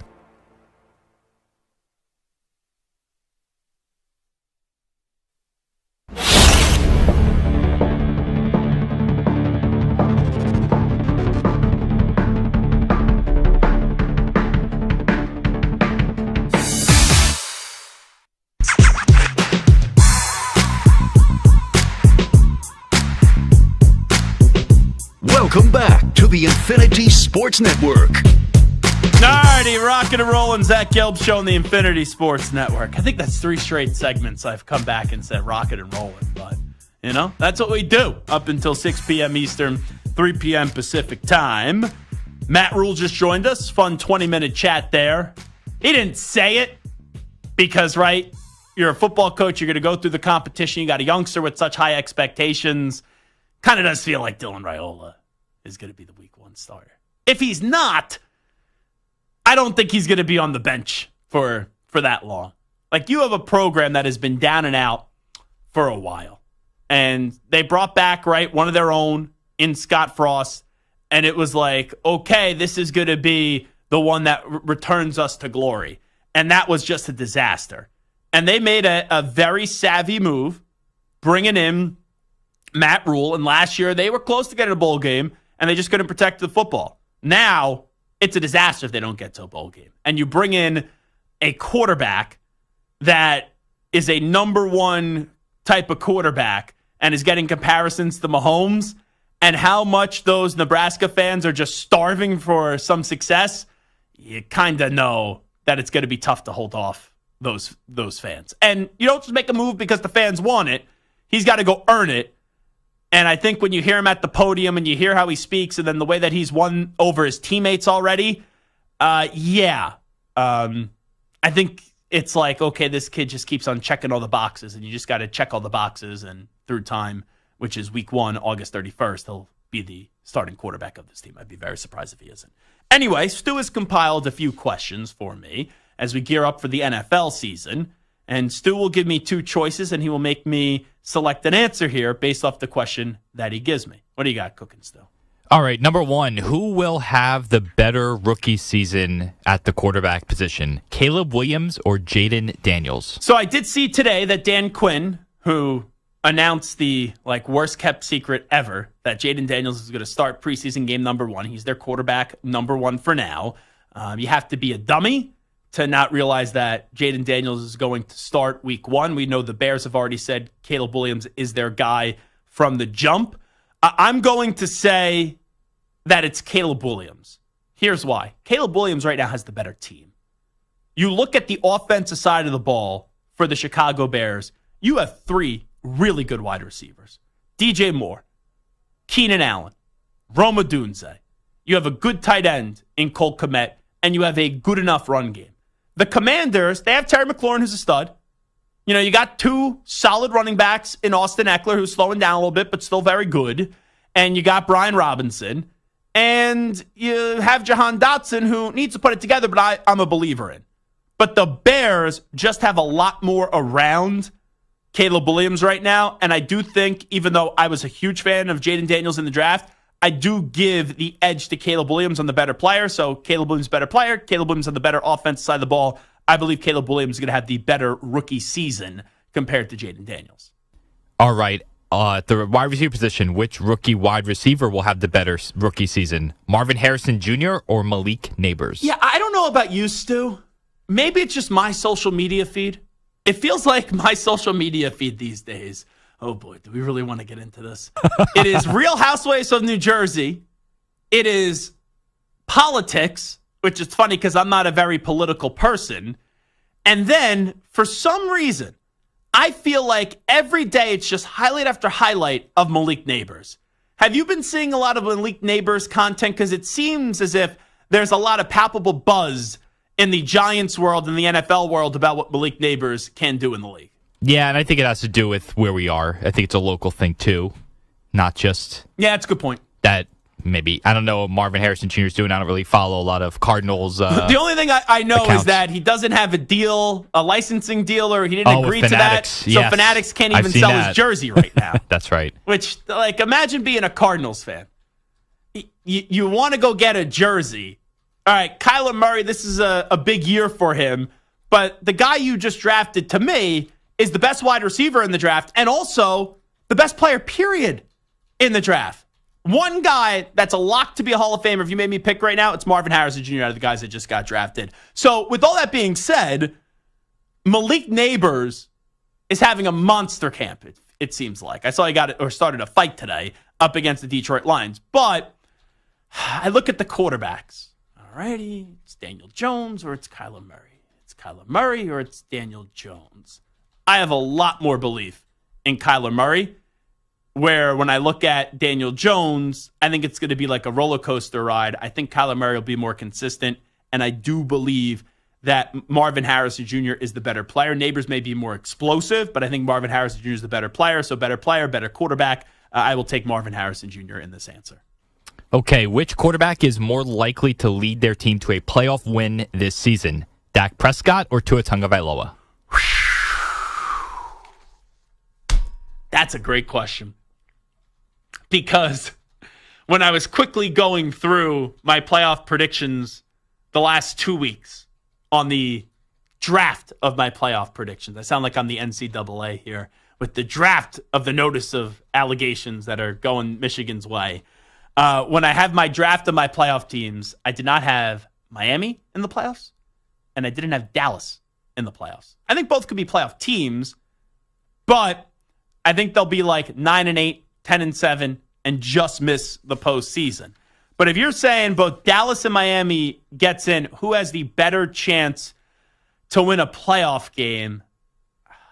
Man, I'm gonna go Dak, just because the AFC is stronger than the NFC. So then, in all likelihood, the opponent in the AFC will be tougher for Tua Tagovailoa. Like last year, Tua got in. Tua had a really good regular season, top 5 statistically, and then he had to go to freezing Kansas City and go up against Arrowhead, and didn't do well now. Dak went up against a guy who was starting in his first full season, and he was home and just got obliterated by the Green Bay Packers. But I will say it is Dak, even though I just don't think either team going to be a playoff team this year. Which player is most likely to win their third MVP this season? Lamar Jackson or Patrick Mahomes? Oh, Patrick Mahomes, because Lamar won it last year. I don't think Lamar is going to win it in back-to-back seasons. And also, not that Patrick Mahomes needed any extra motivation, but the great athletes, they find the little things that make them into big things. Mahomes not being number one in the top 100 list, and also not being the first quarterback off the board, it being Lamar Jackson. Some ways that you can make things a bigger deal than what they actually are. So I will say it is Patrick Mahomes, the preeminent player in the league. Which wide receiver is more likely to reach 2,000 yards this season? Justin Jefferson or Tyreek Hill? Ooh, another good question. So it looks like Addison's going to get suspended at some point. There's a court date later in the season, so I don't know if it's actually going to be this season. I'm going to say it's going to be Tyreek Hill. And the reason why I'm going to say it's Tyreek Hill, it's because of who his quarterback is. I know Justin Jefferson was on pace to have a great season last year before the injury, and he is the first person you think of the offense with the Minnesota Vikings. But even with the Dolphins having Tyreek Hill and Jalen Waddle, and you have two number one wide receivers, I'm going to say it's Tyreek Hill because he last year had 1,799 yards. I think that Tyreek and I don't want to say selfishness because that has a negative connotation. It doesn't sound right to say it, but I think the individuality of Tyreek Hill will really make him try to go for that 2,000 more than Justin Jefferson. Who will be the Steelers starting quarterback in week 1, Justin Fields or Russell Wilson? Who I want it to be or who it should be? Who will it be? It's got to be Russell Wilson, but I want it to be Justin Fields. I really do. And also, just going back to the Justin Jefferson point, it's going to be Sam Darnold at first probably, and then it's going to be J.J. McCarthy. A quarterback change, that's a little bit difficult, I think, to get 2,000 yards. But I'm going to go for the last one that you just asked me. Is it Fields or Russ? I want it to be Fields. I think it's going to be Russ. Which quarterback is more likely to fall short of expectations this season? C.J. Stroud or Jordan Love? Can I ask a question? What is the expectation for the Packers? What is the expectation for the Houston Texans? Because, the Texans, would you agree the Texans, it feels like they are the Jaguars of a year ago. We're heading into the season off a very successful season that kind of came out of nowhere. It's now, okay, can you take the next step? And they were in the divisional round last year, so it's can you go get to an AFC championship game and be a dark horse contender? Would you agree that to get to the Super Bowl? I think so. Yeah. So at least get into the divisional round again. And then for the Packers, they were in the divisional round last year. Is it NFC championship game, right? I think it's getting there at least, yeah. So both you would say the expectation is to get to their respective conference championship game. Yeah. I'm going to say it's the Texans with Stroud falling short of the expectations. And it's funny, I love Stroud. I think he's a top 5 quarterback already in the game. But it wouldn't surprise me if there was a little bit for the Texans as a team, kind of a sophomore slump where they'll still make the playoffs, but I could see the Jaguars actually win that division. Heck, I actually have the Lions winning the NFC North anyway, so the Packers would be a wild card team too. But once again, the AFC is stronger than the NFC, so you could still have a really good season and not be as successful as you probably should be if you were in the other conference. All right, more likely to win Defensive Player of the Year, Micah Parsons or Max Crosby? Max Crosby. All right. Do I need a further explanation on that? You don't think Micah could come away with it this year? I think it's possible, but the thing with Micah Parsons is there's a contract that hasn't been taken care of yet. Now, doesn't get that deal done, goes and wins Defensive Player of the Year, then the Cowboys really don't have any negotiating power there. But with the Malik Hooker comments, that seems like a toxic locker room this year with the Cowboys. It really does. Where you have Malik Hooker, it's like, shut up. You're going after Micah Parsons. I don't know. I'm just not buying into the Cowboys this year. Not that I'm believing in the Raiders, but Max Crosby is always going to produce. Micah Parsons will as well, but I think it's more Max Crosby over Micah Parsons. I think he's the third best pass rusher in the league. I think it's TJ Watt 1, Myles Garrett 2, splitting hairs there, and then Max Crosby's in at 3. And last one, the one who is more likely to be fired first, Dennis Allen for the second time in his career or Robert Saleh? That's a fascinating question. Because Dennis Allen, Mickey Loomis basically said he was Belichick. Belichick failed in other stops, and they think they have a Belichick in the making. And then Robert Saleh, the only reason he still has a job this year is because Aaron Rodgers wanted him back. The Jets are going to be better than the Saints. I don't think either will get fired in season. It would have to be a complete and utter bleep show. But I would say it's more likely Allen gets fired in season first than it is Robert Saleh. Alrighty, this is Zach Gelb Show on the Infinity Sports Network. We'll come on back. We will update you some of the biggest stories in the world of sports with some audio. We call that the News Brief. But first up, with the latest Infinity Sports Network update, here he is, the Act Man, Rich Ackerman. Infinity Sports Network Sports Flash. Well, the quarterfinals of men's Olympic basketball right now, the United States cruising, ending the first half on a 15-0 run, and midway through the third, it is the U.S. on top 74-46 over Brazil. Earlier today, the women's soccer team advancing to the gold medal game with a 1-0 win over Germany in extra time. The 49ers have changed their stance on Brandon Aiyuk, allowing the receiver to negotiate with other teams. The Patriots and Browns have shown the most interest. However, there's another team in this derby right now as the Steelers have reportedly reemerged as a candidate. Christian McCaffrey has a calf strain. He'll miss a couple of weeks and will not play in the preseason. The Panthers will sit quarterback Bryce Young for their preseason opener, while Jarrett Stidham is currently listed as the starter on the Broncos depth chart with first-round pick Bo Nix third. The Chicago White Sox tied an American League record last night with their 21st consecutive loss in Oakland. They will try to avoid that dubious honor tonight in Game 2 of the series. I'm Rich Ackerman. This is the Infinity Sports Network. Check out our new and improved website at infinitysportsnet.com. That's infinitysportsnet.com.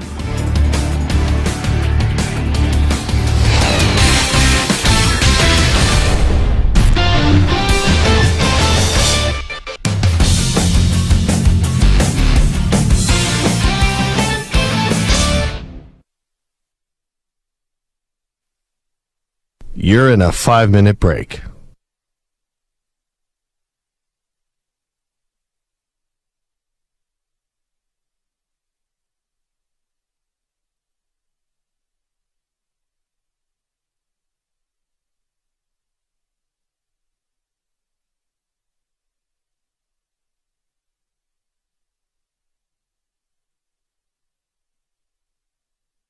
Four minutes, 30 seconds remaining.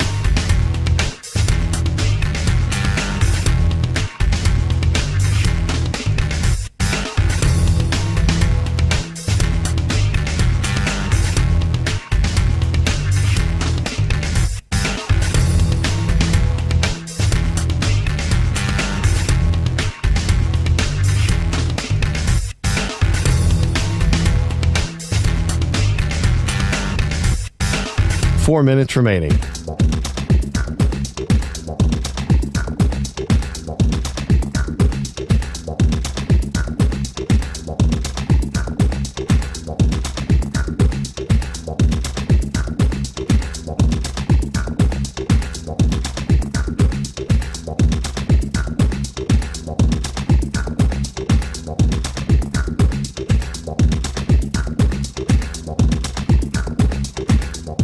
Three minutes, 30 seconds remaining.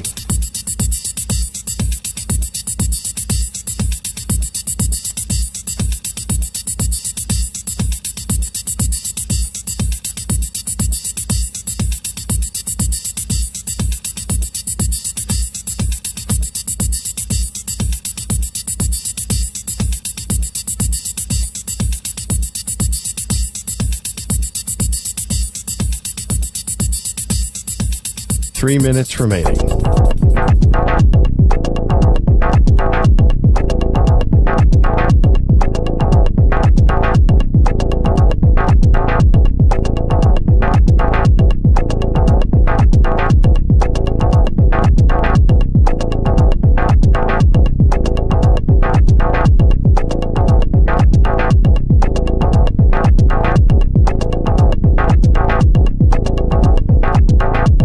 Two minutes, 30 seconds remaining.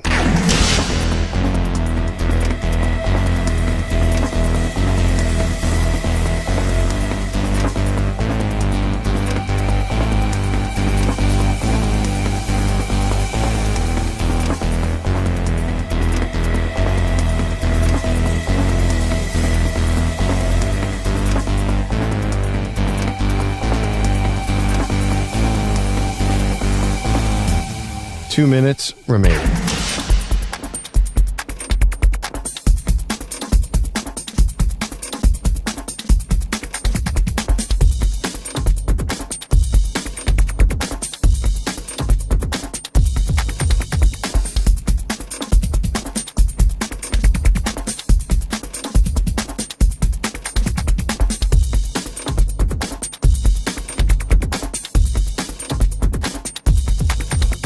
One minute, 30 seconds remaining.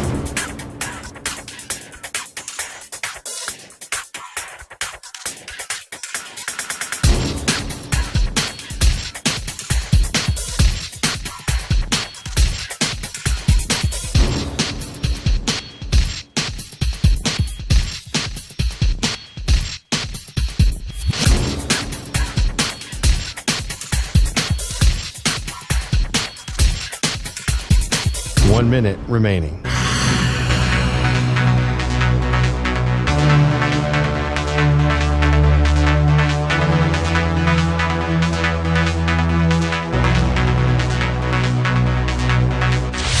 Five seconds remaining.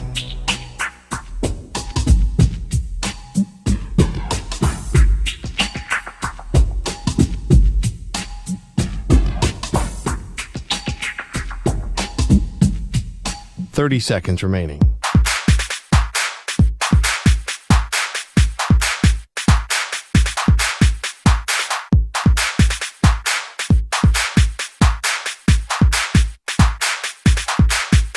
15 seconds.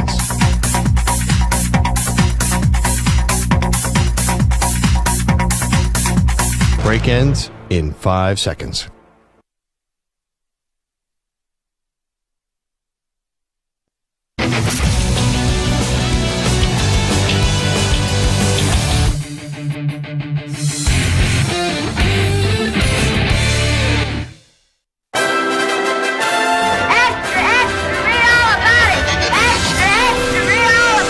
Time for your daily news brief. We get you caught up on the rumors, reports, and reconnaissance from the day in sports. This portion of the show is brought to you by Ethos Life, the easy way to get life insurance in 10 minutes, up to $2 million in coverage with no medical exam and just a few health questions. Get your free quote at checkethos.com. Not available in all states. All righty, let's hear from Daniel Jones. Some people call him Danny Dimes, on getting involved in a fight at practice. Situation happens like that. You try to stand up for your guys, but I thought it was good competitive practice all day today, and we made some plays and did some good things. There's some things we need to shore up for sure, but good intensity and competitive spirit today. So, Stu, you're in a similar spot, right? Like, you have a quarterback, but it's not the quarterback. It's not the guy that you think is the long-term guy. Like, Giant fans right now don't believe that Daniel Jones is the long-term guy. And I don't think you believe either Gardner Minshew or Aiden O'Connell is the long-term guy. That's correct. How would you feel if you saw Aiden O'Connell get into a fight at practice as your quarterback? That's my quarterback. It's my quarterback. Honestly, fine. I don't care. Yeah. Wouldn't bother you? It wouldn't bother me. If it was a franchise, like if it was Derek Carr 6 years ago, I'd be livid. Or Rich Gannon, 20 years ago now. Patrick Mahomes. Yeah, if I had a quarterback, an actual physical quarterback that's good, I'd be mad. But I don't know. It's kind of sad in your lifetime. I've had two. Rich Gannon was an MVP. He was great. Derek Carr had like two really good years, and I've gotten pretty much. And he got hurt in one of them. Yes. And then had to miss the playoff game. And then the other one was the year where everything hit the fan and they lost to the Bengals, right? Yes. Mm-hmm. That's all I've gotten. Man. It's rough. It's not great. Coming up in 4 years from now at quarterback from the Raiders, from Nebraska, Dylan Rhule. That'd be great. Yeah, two Mahomes in one division. Let's go to Jim Harbaugh, now the coach of the Chargers, but he was asked to comment on the draft of the notice of allegations that were released over the weekend. Yeah, I do have a comment on that. Never lie, never cheat, never steal. I was raised with that lesson. I have raised my family on that lesson. I have preached that lesson to the teams that I've coached. No one's perfect. If you stumble, you apologize, and you make it right. Today, I do not apologize. I did not participate, was not aware, nor complicit in those said allegations. So for me, it's back to work and attacking with an enthusiasm unknown to mankind. So, a few things here. I understand in the draft, the notice of allegations, they've been not able to prove that Jim Harbaugh knew anything that was going on. That's really tough for me to believe when interns knew what was going on in that same draft. But if you're Harbaugh, you already won a national championship. No one at Michigan despises you, right? Everyone should love you. And that was your school, and you brought him back to crushing Ohio State and winning a national championship. And now you're off to the NFL with the Chargers, and the NCAA hasn't proved that you had any involvement in this. So why would you expect any other answer than the one that he gave? So I know people be irate about that answer. You got to kind of just be realistic and know what you're dealing with. Here is Gerard Mayo on the Brandon Aiyuk rumors with the Patriots. One thing I did learn from Bill is I don't talk about players on other teams. So let me go ahead and say that now. But I remember as a player, I appreciated that. I appreciated that the only opinions that mattered were inside the walls. And so I'm still trying to apply that now going forward. So, not only did Gerard Mayo say he's not going to talk about players on other teams, but how about players on his own team that are rumored to be in a deal, potentially going to San Francisco? Like, I don't know, Kendrick Bourne, did you talk to him today at practice, Coach? Honestly, I did talk to him this morning, and it was a good conversation. And once again, I feel like the story is so much further along than anything else. I just wanted to make sure we cleared the air. And I do believe in being transparent with the players and really just setting those guys at ease. So you acknowledge basically that the rumors are true if you're talking to Kendrick Bourne, even though you won't talk about Brandon Aiyuk, but you're talking to Kendrick Bourne, pulling him aside to at least address the potential trade rumors that are going on, which, by the way, I love talking to Kendrick Bourne at the Super Bowl. Kendrick, I will drive myself to Boston, pick you up, drive you to the airport to get you to San Francisco, and quite frankly, I don't think he'll be upset. You go from the outhouse to the penthouse. The Patriots used to be the penthouse, but you'd be going back to San Francisco. That's a win-win, and the Patriots get a number one wide receiver for Drake May. Wonderful, wonderful, wonderful. But I don't think the Patriots are going to get him. They may offer him the most money, but could you go back to San Francisco and they go up a few million for the 26 they offered you? I guess that's a possibility. Now the Steelers are out. Now they're back in. Seems like that could be something more likely than New England, and you have the Cleveland Browns out there as well, all better spots than the Patriots. But sometimes players don't care if they're in a winning situation or not. That's my hope. Come on, Elliott Wolf. Give him an offer. He can't refuse.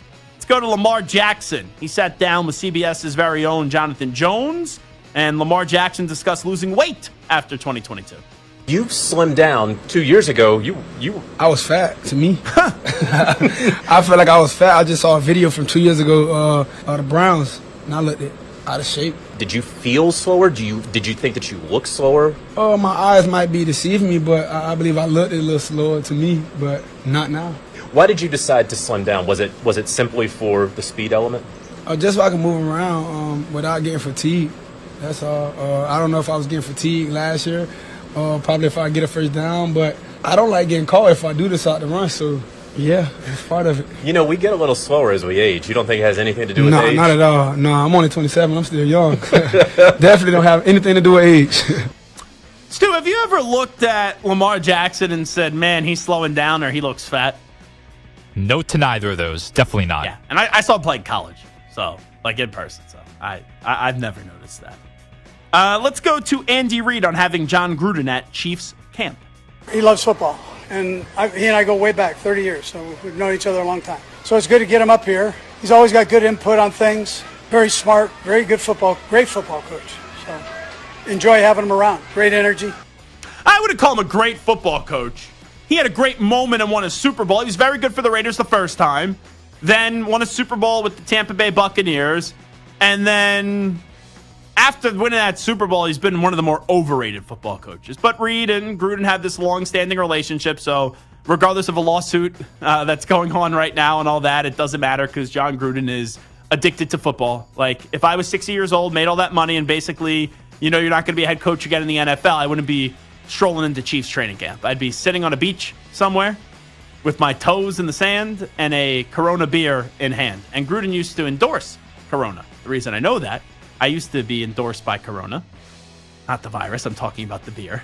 And when I was endorsed by Corona beer, I actually used to do remotes in one of my first radio job, and they sent me a enormous bobblehead of John Gruden, and it came with a bottle opener on the bobblehead to open up your Corona beer. And Gruden was in like shorts, t-shirt, like a polo Corona shirt, and then sandals as well. I had that bobblehead still in my folks' house. It's a collectible. Yeah. That's great. Yeah, it's a pretty good bobblehead. I was going to sell it, and then this whole scandal happened, and the value went down. I was like, mother bleeper. I was not happy. All righty, that's a news brief. It is the Zach Gelb Show on the Infinity Sports Network. Jermaine Wiggins is going to stop by 25 minutes from now. Is he getting his hopes up on the Patriots landing one Brandon Aiyuk? We will find out 25 minutes from now. But first, when we come on back, I can't believe I'm going to say this, but something I was vehemently against, and I mean vehemently against, I'm now warming up to it because I have no choice. I will tell you what that is when we return in 5 minutes right here on the Zach Gelb Show on the Infinity Sports Network.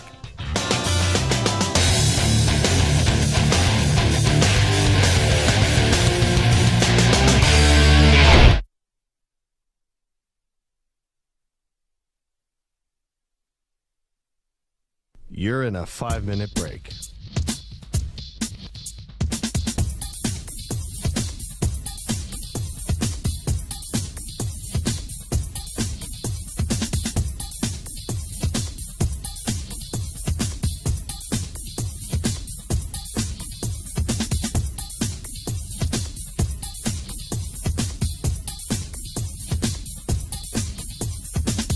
4 minutes, 30 seconds remaining.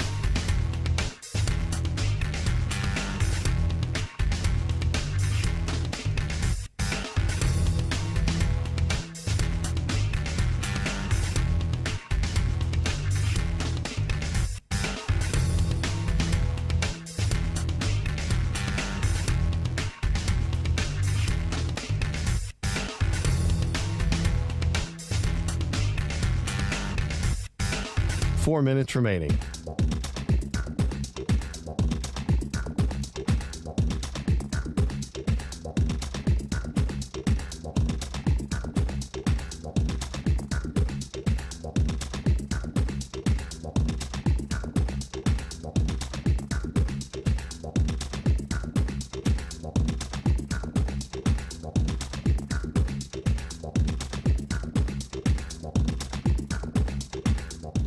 Three minutes, 30 seconds remaining.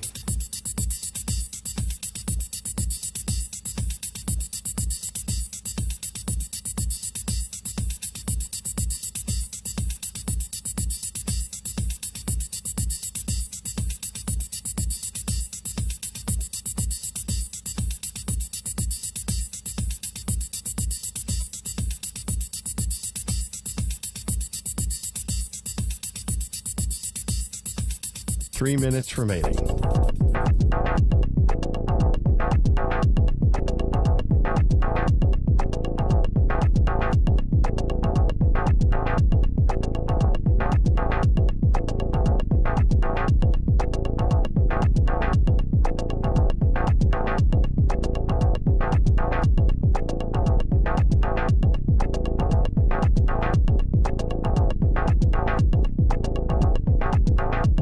Two minutes, 30 seconds remaining.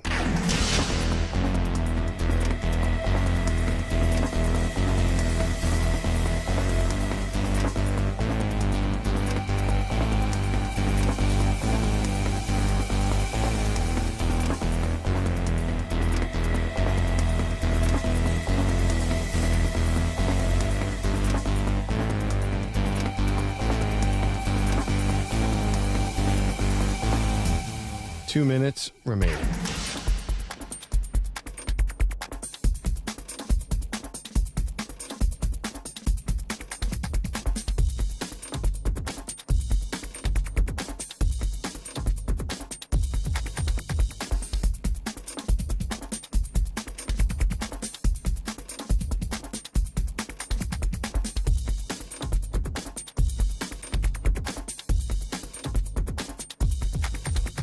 One minute, 30 seconds remaining.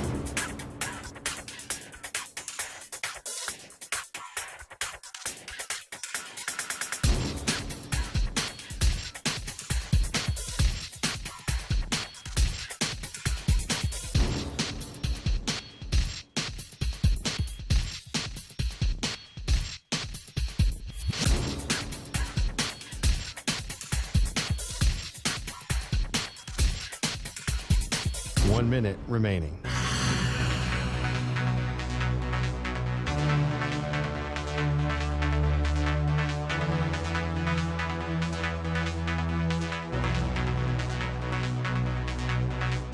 Forty-five seconds remaining.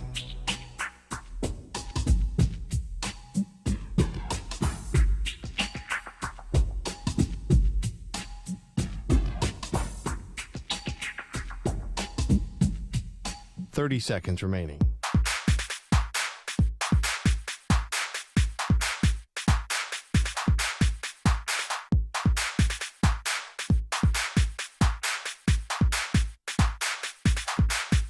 Fifteen seconds.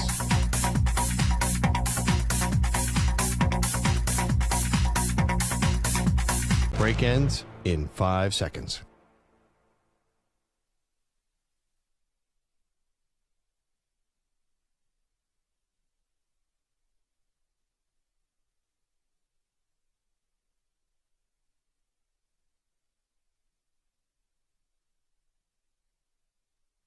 To infinity and beyond. He's live. He's nationwide. This is the Zach Gelb Show.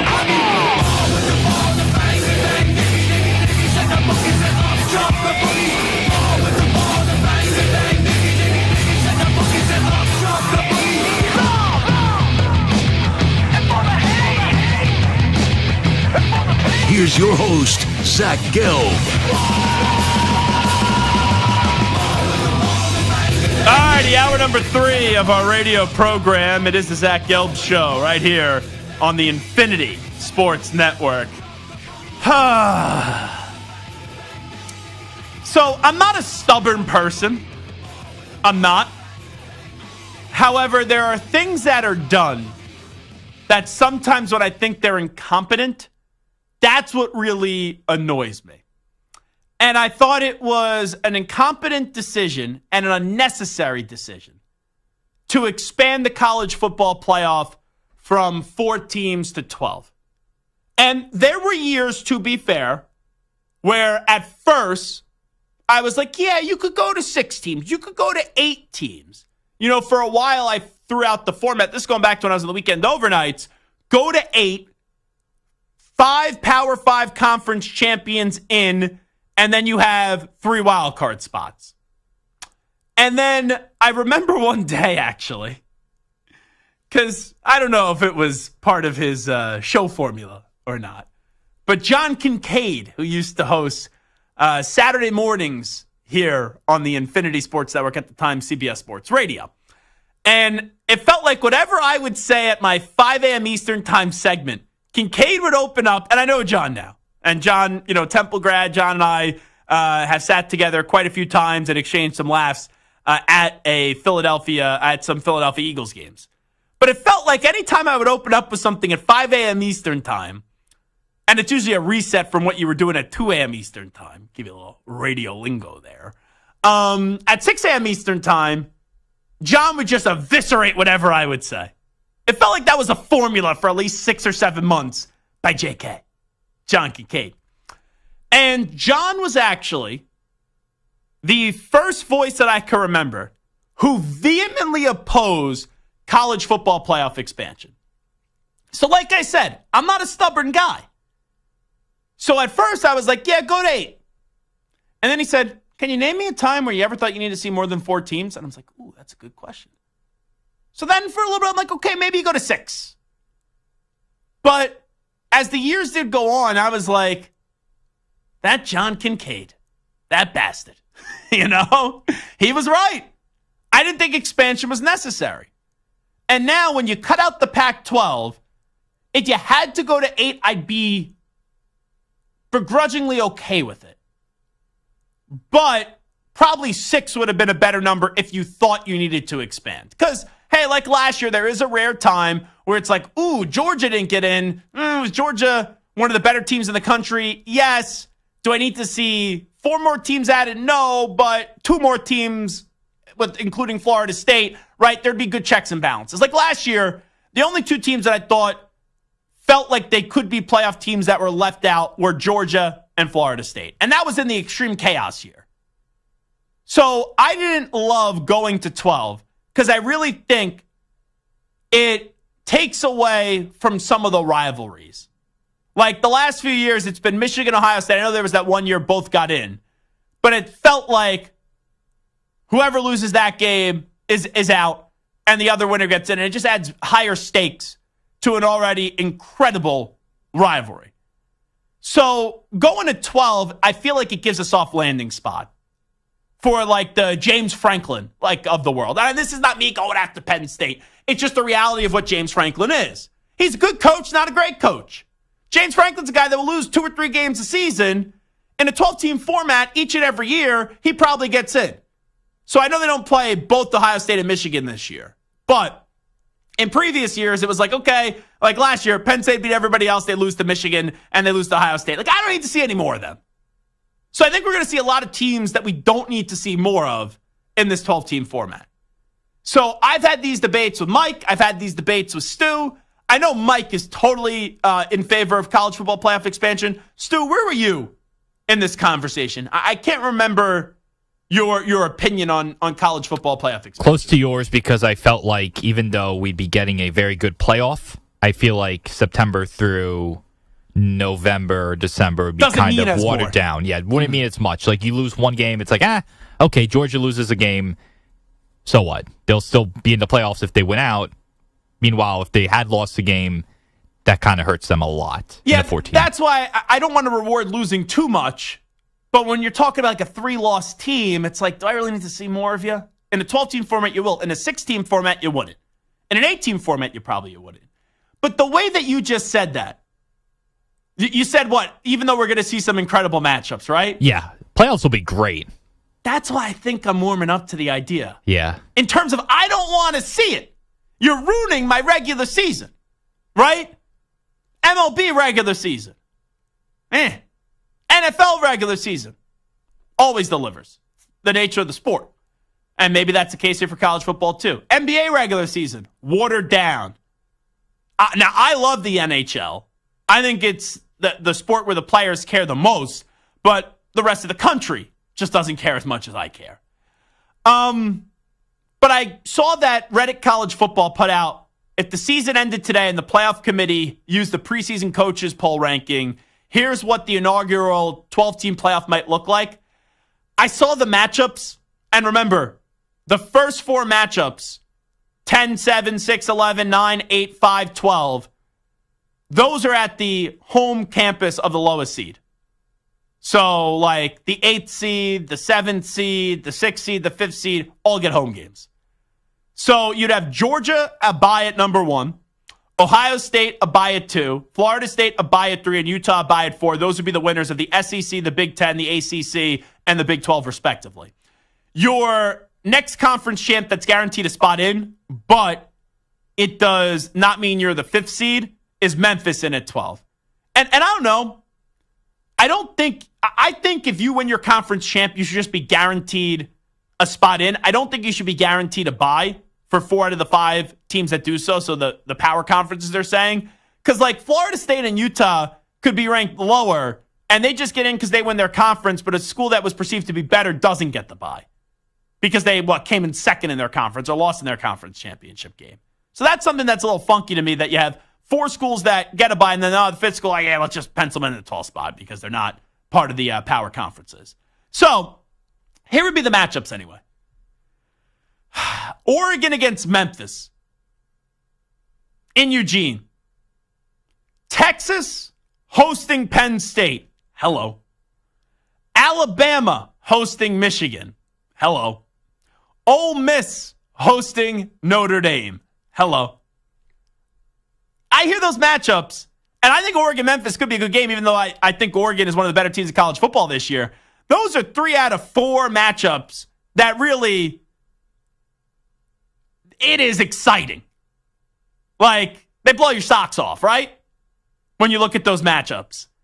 And the winner of Notre Dame, Ole Miss would go up against Georgia. The winner of Oregon, Memphis goes up against Utah. Texas, Penn State up against Florida State. Michigan, Alabama up against Ohio State.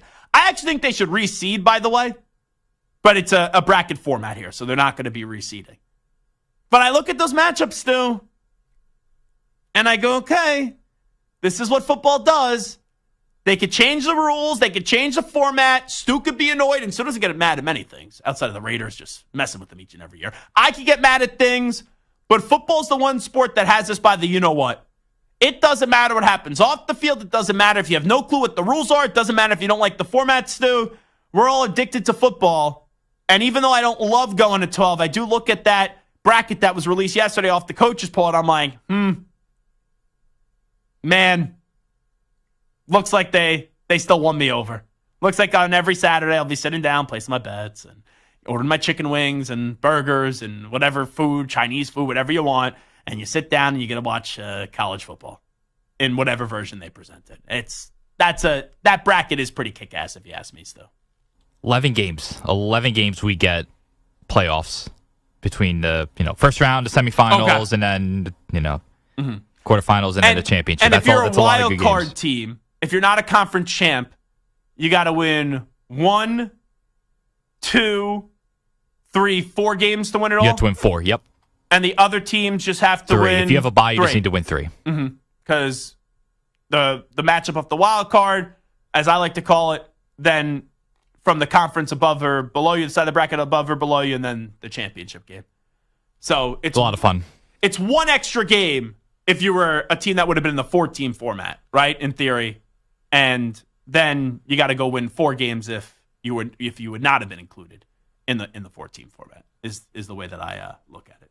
So, Stu, off the coaches poll, you have not told me these teams yet, but you've identified a few teams that you're just curious if you think, I believe they were overrated or underrated. That's right. Mm-hmm. Who do we got? First one, we have Ole Miss with Lane Kiffin, Jackson Dart, number 6.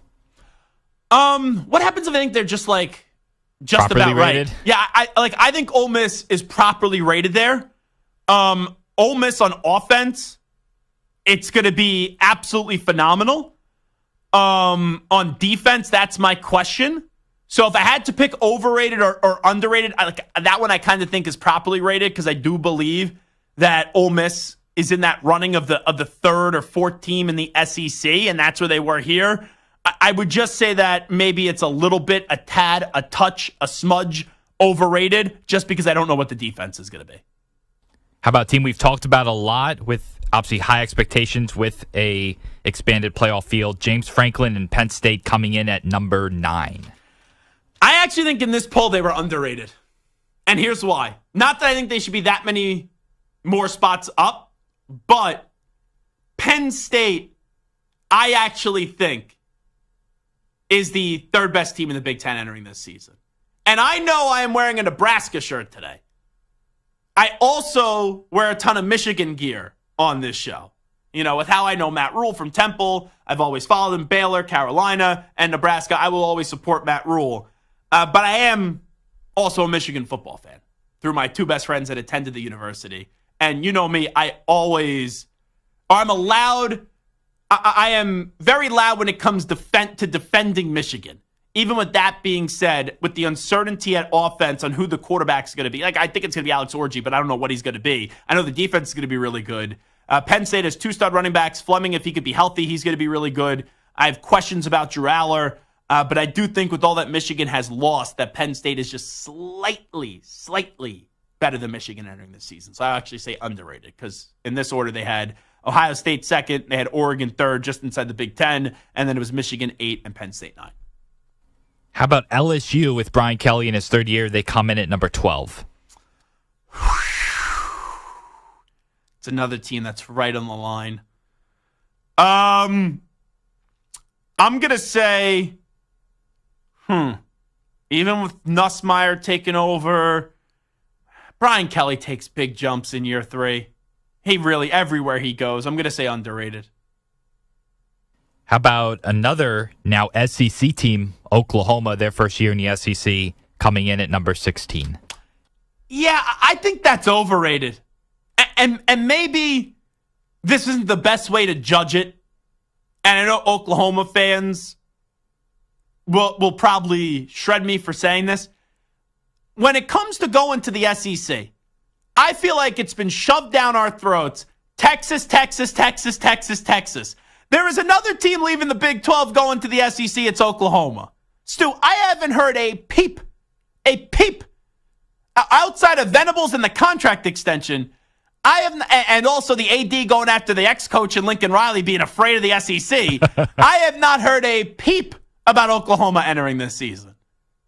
When I saw the rankings and I saw them at 16, and I know it's all semantics at that point. Like once you get outside of the top 10 or top 15 teams, I'm like, I wasn't expecting Oklahoma to pop up there at 16. So I'm going to say that they are overrated heading into this football season, but Jackson Arnold is their quarterback taking over for Dylan Gabriel. All right, 2 more. We have the Miami Hurricanes coming in at number 19. I like Cam Ward a lot. I like Mario Cristobal a lot. But going into this year, and I know they had 7 wins last year, me expecting Miami to be in the top 20 and be the 19th team in the country, I would say that is overrated. I got to believe it to see it. And also, Diesel, who's a very negative person, and Diesel, who could be a curmudgeon in this office, and he's usually negative more than positive. But when it comes to Miami, I usually think he's fair. He is a sycophant for Miami, and usually you would think that would be like him with the pom-poms. Oh, Miami. He's like a serious Miami fan.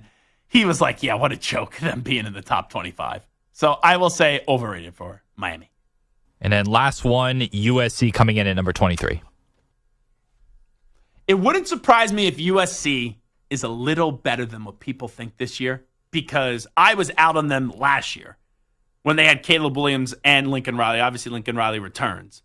And I know their quarterback threw 6 touchdown passes in the bowl game. But I'm just not I think Lincoln Riley's a good coach, not a great coach. And losing Caleb Williams, if you were last year, even if you're, I think the expectation's so low, so they could be a little bit better than what the expectation is nationally. But I'm not expecting them to be a top 25 team at the end of the season. So I will say overrated for USC. All righty, this is Zach Gelb Show on the Infinity Sports Network. When we come on back, the Patriots are properly rated heading into this season. They're not supposed to be good. They're one of the 3 worst teams in the NFL. Panthers, Patriots, and the Broncos. But the Patriots, with Elliott Wolf, are trying to make a move whenever they do put Drake May on the field to have a number 1 wide receiver at his disposal. That receiver's name is Brandon Aiyuk. We will tap in to the One Patriot Place territory, and we will chat with Jermaine Wiggins next as we have to preview the New England Patriots as we continue to go through all 32 teams in the National Football League. You're in a 5-minute break.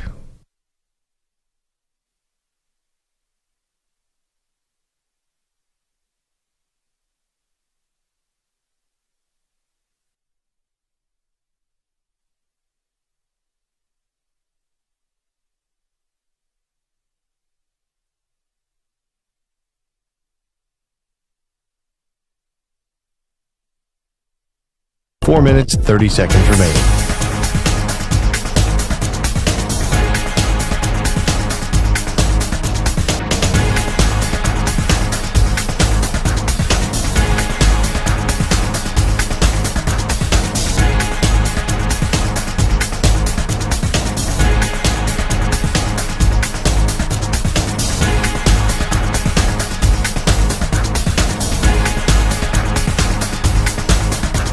Four minutes remaining.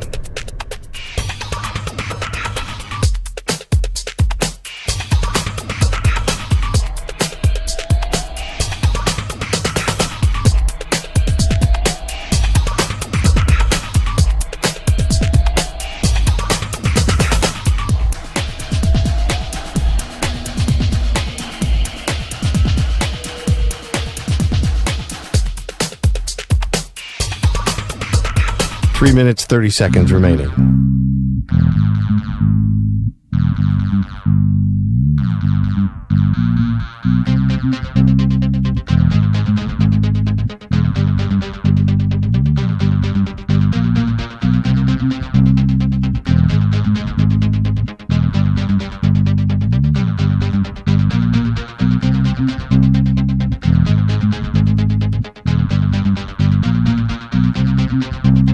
Three minutes remaining.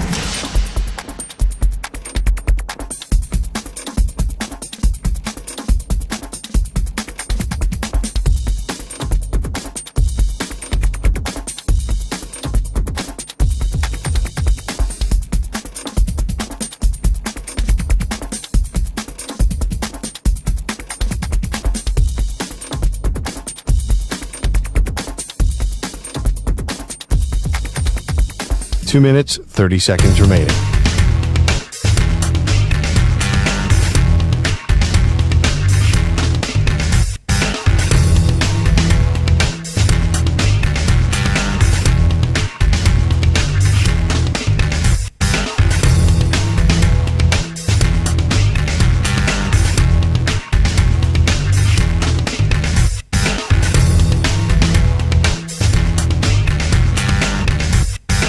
Two minutes remaining.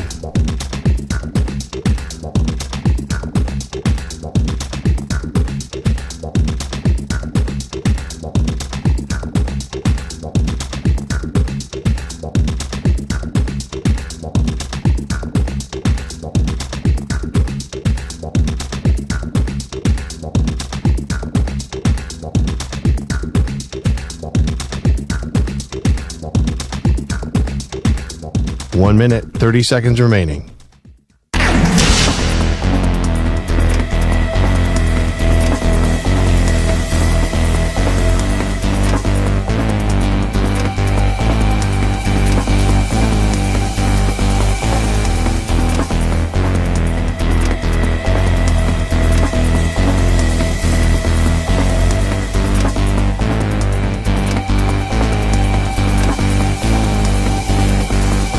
1 minute remaining.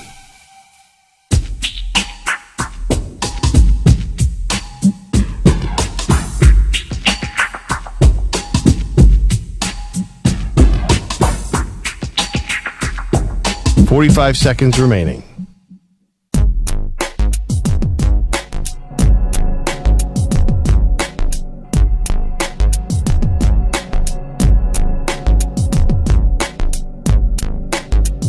"30 seconds remaining.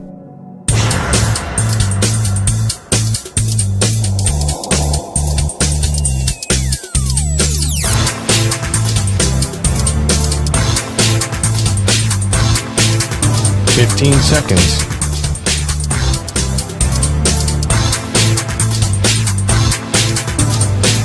Break ends in 5 seconds.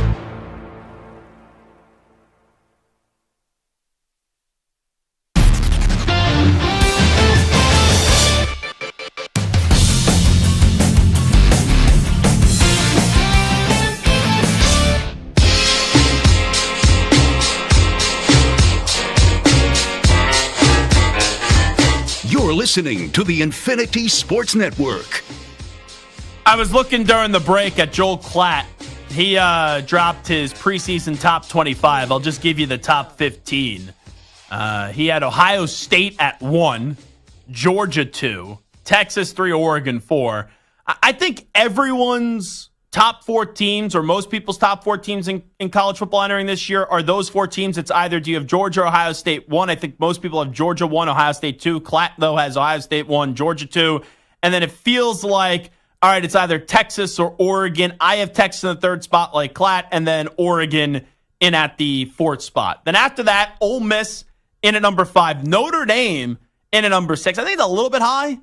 I think Notre Dame makes the playoffs, but I'm curious what Riley Leonard's going to be at quarterback. Michigan at 7, Alabama 8, Utah in at 9, Penn State in at 10. You have Cook at Missouri in at 11, Miami at 12, Florida State with DJ Uiagalelei at 13, USC at 14.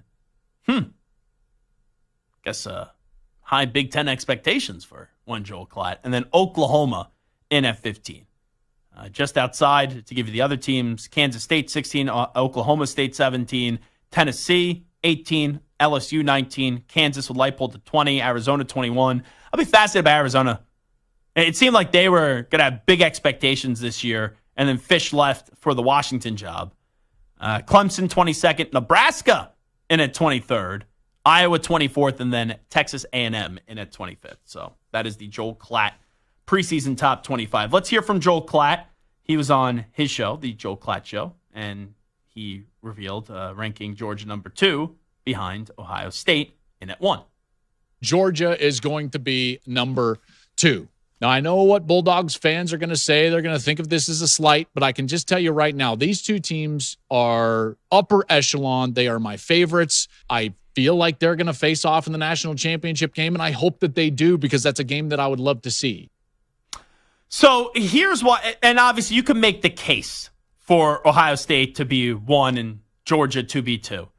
But I think the difference here is the quarterback play. Now, I know there's a lot off the field going on currently with Georgia, and that's an understatement. But you ask me, Will Howard or Carson Beck, who do I have more confidence in? Because, right, Ohio State had a heck of a team last year. They didn't have the guy in Kyle McCord.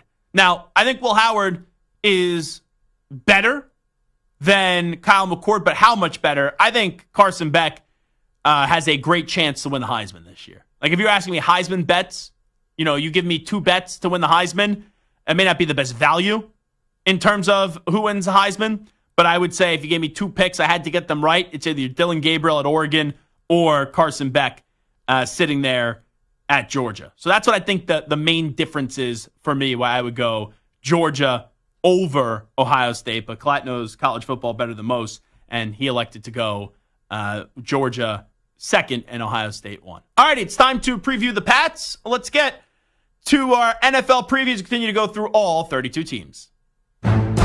Football season is right around the corner. Holding himself, runs to the left, he's to the 5, Lamar's in, touchdown Ravens! They're going to have a championship game in Baltimore because the hay's in the barn! Will it be your team's year to hoist the Lombardi? In the shotgun, Mahomes. He runs and he won! The Chiefs have won! The entire bench empties!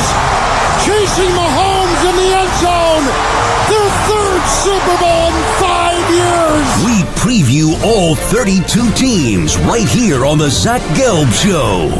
The New England Patriots. And we welcome in a man that won a Super Bowl with the Patriots. Now he's a sensational talk show host as a part of the Greg Hill Show on Sports Radio WEEI in Boston. That's former Patriots tight end Jermaine Wiggins. Wiggy, how you been, my friend?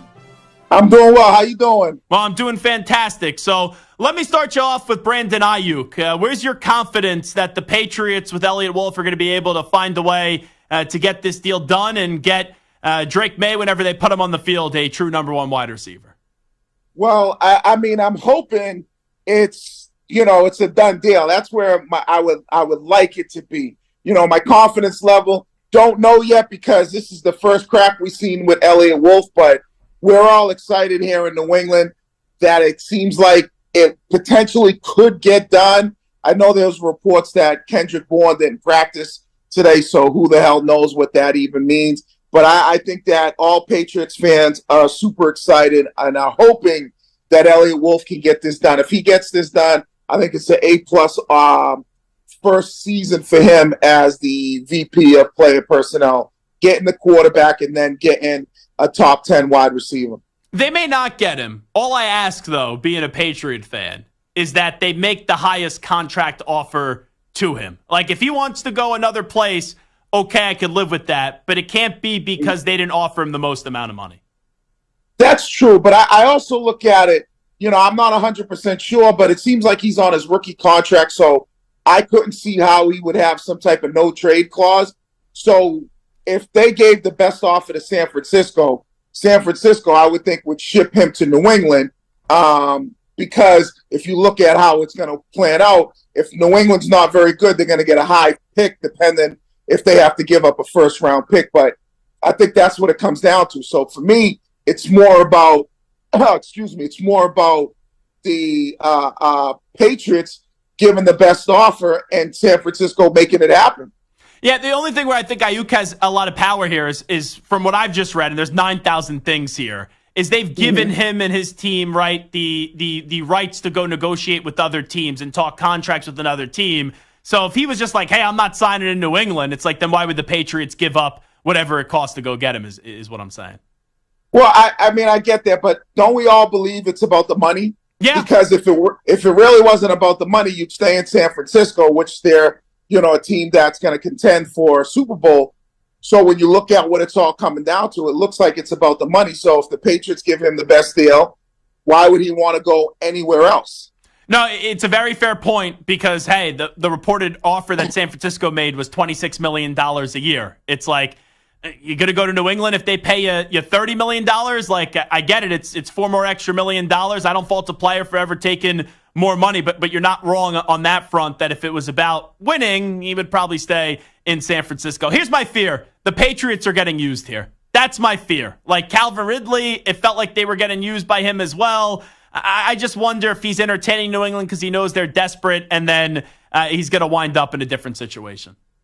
Yeah, but if New England gives him the best offer, I think that ultimately that's what it's going to come down to. I think if New England gives him the best contract, and the rumor was 4 years and $115 million. So I don't know how true that is. I guess it's going to depend on the guarantee. It's probably going to be somewhere between 80 and 85 million. But if it's about the money and New England gives him the best offer, why would he not want to come to New England? Talking to Jermaine Wiggins right now. So let's say they don't get him.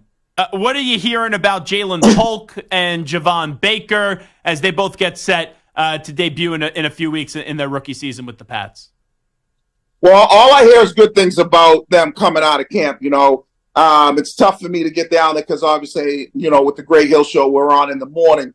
But all the reports are that they both have looked really good, especially the kid Baker. they kind of make it seem like he's uncoverable, but it is one-on-one, you know what I mean? My expectations as a former tight end is you should be able to win one-on-ones more than you lose. But basically they're saying both of those guys look good, and if you can get a guy like Brandon Aiyuk, isn't he going to just make their job so much easier? Because defensively, teams are going to have to key on him, and it'll give these guys an opportunity to see a lot of one-on-one coverage. But right now, it seems like Jacoby Brissett is going to be the Week 1 starter. If they trade Brandon Aiyuk, how quickly and get him? How quickly does that expedite the timeline for Drake May, in your opinion? Well, I'm hoping that Drake May's the Week 1 starter. I don't understand the reasoning behind drafting the kid number 3 overall and then letting him sit on the bench for 2, 3, 4, 6 weeks, whatever it is. I always feel like the best way to learn is getting live reps, getting thrown right in there. The expectations are, as Patriots fans, you drafted this kid number 3 overall for him to be your franchise quarterback. Do what the Washington Commanders are doing and do what the Chicago Bears are doing. They're saying, hey, we took quarterbacks, number 1 and number 2 overall. We want these guys to play. That's what I would be doing if I was Gerard Mayo. That's the only thing I disagree with him on, is the fact that they just haven't given him the job and said, okay, it's your job. We have high expectations for you. Go out there, learn on the job. You're going to make mistakes, but you're going to get better and better every week. So you have no fear that, hey, if they don't get Aiyuk, just put Mayo, put May in right away, and there's no fear of him potentially getting ruined just because it's not the most desirable situation around him. Yeah, I don't really subscribe to getting ruined. Like, what does that mean? Because he's playing and maybe your offensive line isn't great, he's not going to learn or things are going to be tough.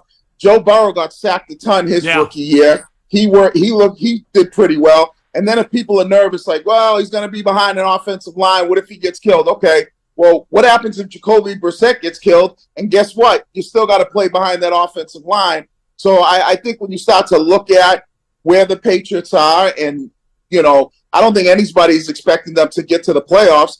So why not put this kid in there, let him get the learning experience? You teach him to get rid of the ball quick. You design up some quick passes so he's not holding the football forever. But it is football. There are times he's going to get hit. So if you're worried about putting him behind a line, maybe that's not great, and he's going to get hit. I mean, that's just the nature of the game. What do you make of the Matthew Judon situation, Wiggy? Because it seems like they've paid everyone on this defense this offseason but Matthew Judon. Yeah, I think they should pay him. The guy played 4 games last year. He had 4 sacks. The 2 years prior to that, he had 15 and a half and 12 and a half sacks. When he's on the field, your defense is completely different. Obviously, he wants more money, and I get, in order for players to get more money, that's what they have to do. Sometimes they got to make noise. Did he go about it the best way? Yeah, maybe not, but I think his expectations were, he said, hey, listen, here's what I'm looking for.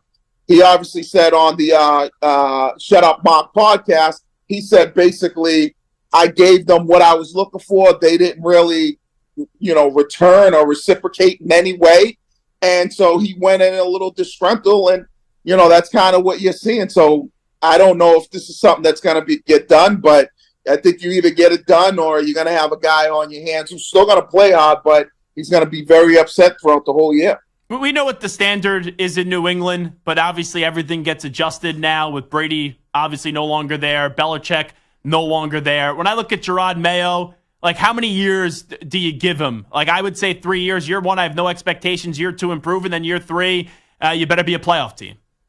Yeah, I think that's the standard. When you kind of say that, Zach, I think that's the standard in the NFL. For the most part, there are some, teams where we've seen guys being one and done, but obviously Mayo was the guy that they wanted, knowing that Bill, ultimately when he moved on, Mayo was the guy in waiting. So I think you're right. Year 1 is kind of like, all right, you kind of learning as you go on the job. You get better in year 2, and then I think year 3, the expectations are you make the playoffs. But I don't necessarily subscribe to that. You look at the Houston Texans, you get a guy like DeMeco Ryans to come in. You get a guy like C.J. Stroud to play well as a rookie. And they didn't have great pieces around him. Yeah, he played. He learned on the job. And guess what? His first year as a starting quarterback, they make the playoffs. First year as a head coach, they make the playoffs. The year prior to DeMeco Ryans getting there, they had 4 wins. So Gerard Mayo, same situation. So I don't necessarily subscribe to, you're going to need 3 years. If you can get the quarterback to play smart and defensively, you're going to be good. And if he's a good player, guess what? You can make the playoffs. It's been proven. Nothing against Gerard Mayo. And I know he was the coach in waiting. Does it rub you the wrong way that it wasn't Mike Vrabel, though? Because that's who I thought was going to be the coach before we found out everything that we found out. Not really. I mean, Mike Vrabel's a tremendous coach, but it seemed like that Robert Kraft and the Patriots organization had basically guaranteed Mayo the job well before that. And then when Vrabel ultimately, was let go by Tennessee, I think they had already basically had like this, backroom handshake of like, hey, you're the guy. So it would have been a bad look if they went in a different direction. Vrabel's a great coach, but, you see so many coaches that for their first year, they do well. Look at Mike McDaniel. I already talked about DeMeco Ryans. You see coaches, in their first year do very well. And I think Mayo's going to, he's got those guys in that locker room at least believing. And if you can get them to believe and buy in, sky's the limit if everybody can play right. Where's Belichick coaching next year, in your opinion? My 3 landing spots is got to be, I think most people believe it's either Dallas, Philadelphia, or Buffalo, only because I think all 3 of those coaches are on the hot seat. And when you start to look at Bill going somewhere next year, it's got to be kind of like a turnkey system where you got potentially a playoff team that they just need a coach. Like if Dallas, you start to look at it saying, okay, Mike McCarthy gets them to play well, but they struggle in the playoffs. Same with the Philadelphia Eagles. Nick Sirianni is kind of like, all right, they might be going in the other direction. And you look at the Buffalo Bills, they want to win up there, and they might be kind of looking at Sean McDermott like, all right, you basically ran your course here. You haven't been able to get us over the hump. So I would say those are the 3 teams that I would say are the 3 favorites for Bill. I've been to Buffalo a bunch for those Patriot Bills games. They hate Belichick. They hate Brady. That would be something if Bill was coaching them. Those fans have to take back a lot of things that they said in years past. Yeah, you know what? Hey, you always hate somebody who's on the other team, but once he becomes your coach or he becomes your quarterback, he becomes your player, you learn to love him real quick, especially when you know he has the capability of basically getting your team to the mountaintop. And I think if you're the Buffalo Bills, there are a lot of fans out there that are going to look and say, well, wait a second, if Sean McDermott can't get it done, can you imagine what Bill Belichick can do? Same in Philly, same in Dallas. I would not be surprised with the New York Jets as well with Aaron Rodgers. There are a lot of teams out there that look and go, if we just have the coach, we can get to the mountaintop. And Bill's that guy. Would Belichick coach the Jets, though? Like, I know he worked there before, but when they did the whole documentary with Parcells, he wouldn't even go into the Jets' locker room. Yeah, I think it was more about I was with Belichick and Parcells when all that stuff transpired back in 99, 2000. I think it was more about Bill Belichick, and Bill Parcells than it was about Bill Belichick, Woody Johnson. I think that was where more of like, the issues that Belichick had, and Parcells was going to be looking over his shoulder and that kind of stuff. And, I think that might have been more of the issue. So now I think with Woody Johnson, I don't think there was any bad blood there. I think it was more about the Parcells-Belichick relationship at that time. Yeah, and the facts and everything that did go down there. He's Jermaine Wiggins. Make sure you catch him Sports Radio WEI and the Greg Hill Show. Weekdays, 6 to 10 a.m. Eastern Time. Wiggy, appreciate you previewing the Pats with us. Not a problem. Anytime. You got it. There he is, Jermaine Wiggins joining us. That would be tough to stomach. Belichick with the Jets. Would definitely be tough to see. Could you see that? No. Right? Next year, where's Belichick coaching? Nowhere. You think he's done? I think it would have to take a very, very, very big offer. The only place I could see would be Dallas. That's it. Right? The glitz and the glamour and Jerry Jones, opens up the checkbook. That's about it. I like the 2 destinations he suggested, though, as well, Philadelphia and Buffalo. I think Buffalo's just content where they are, and they're afraid what happens if they move off of Sean McDermott because they know how ugly it was before he got there. Yeah. And Philly, the only concern I have is if Belichick and Howie Roseman, 2 big ego guys, could work together. Bingo. So that would be my one reservation there. Anyway, well, come on back. We'll update the poll question on Brandon Aiyuk. But first up, with the latest Infinity Sports Network update, the Ackman, Rich Ackerman. Infinity Sports Network Sports Flash. Well, the 49ers are making a lot of news today. Christian McCaffrey suffered a sprained calf and will be sidelined a couple of weeks.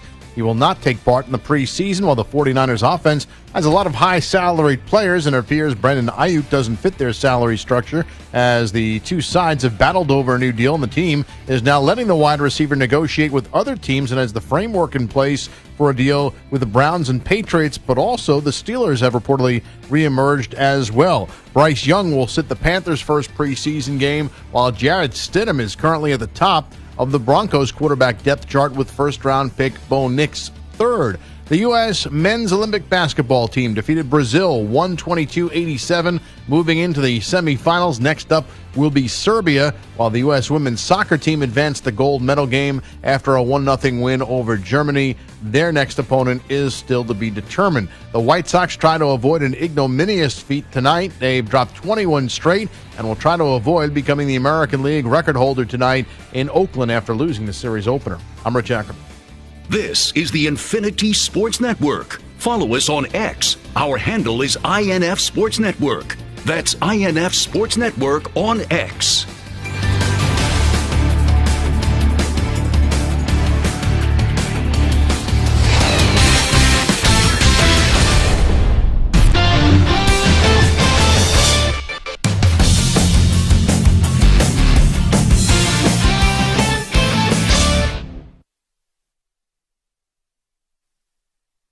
You're in a 5-minute break.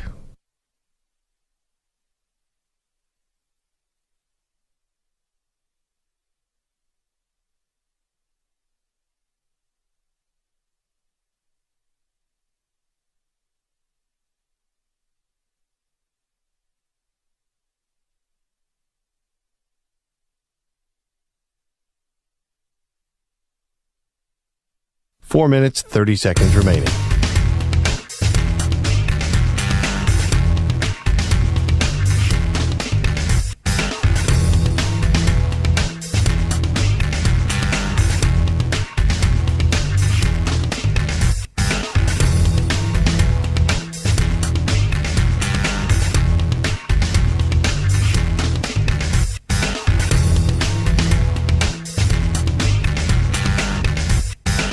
Four minutes remaining.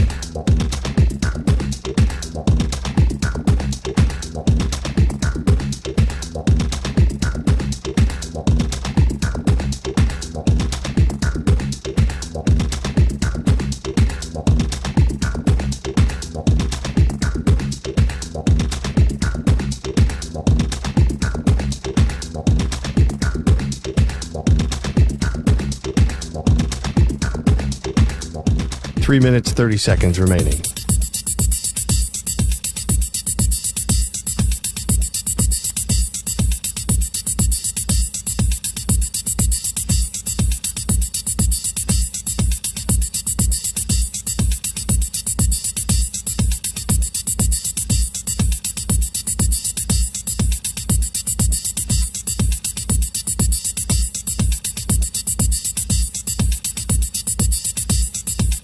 Three minutes remaining.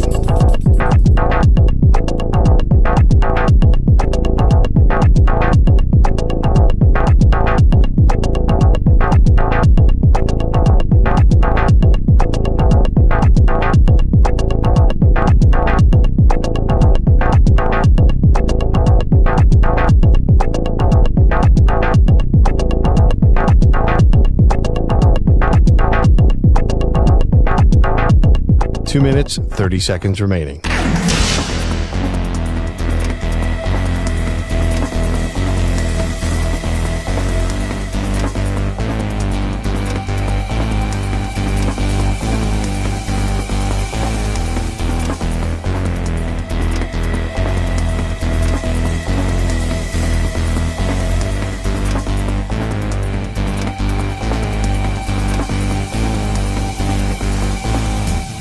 2 minutes remaining.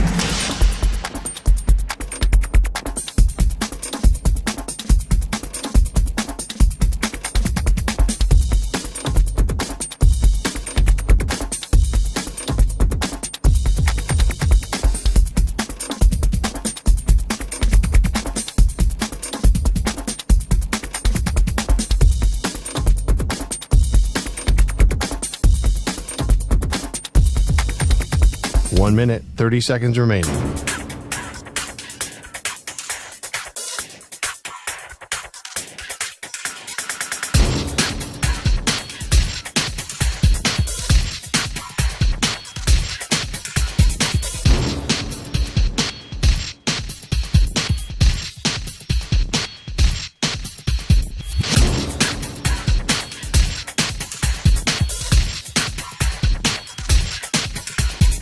One minute remaining.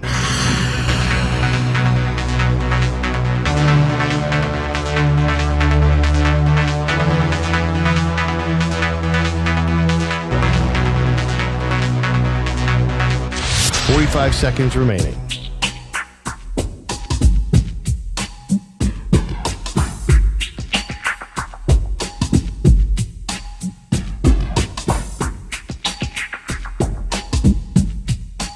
Seconds remaining.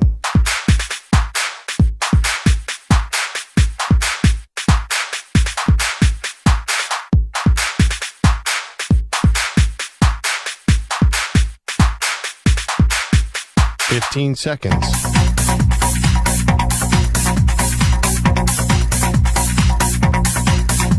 Break ends in 5 seconds.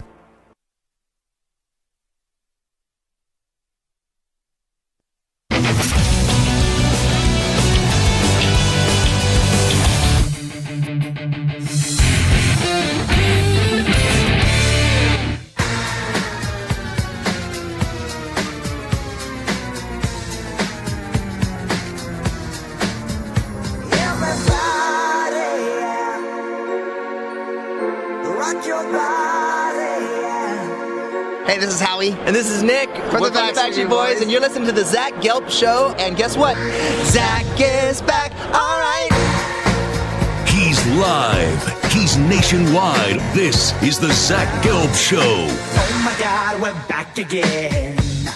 Alrighty, this is the Zach Gelb Show on the Infinity Sports Network.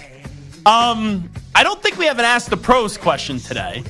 But one of our listeners, Bella B., she sends me Ask the Pros questions like almost every day, and I really do appreciate them. And I'm curious on your answer to this, Stu. But I know who my answer would be.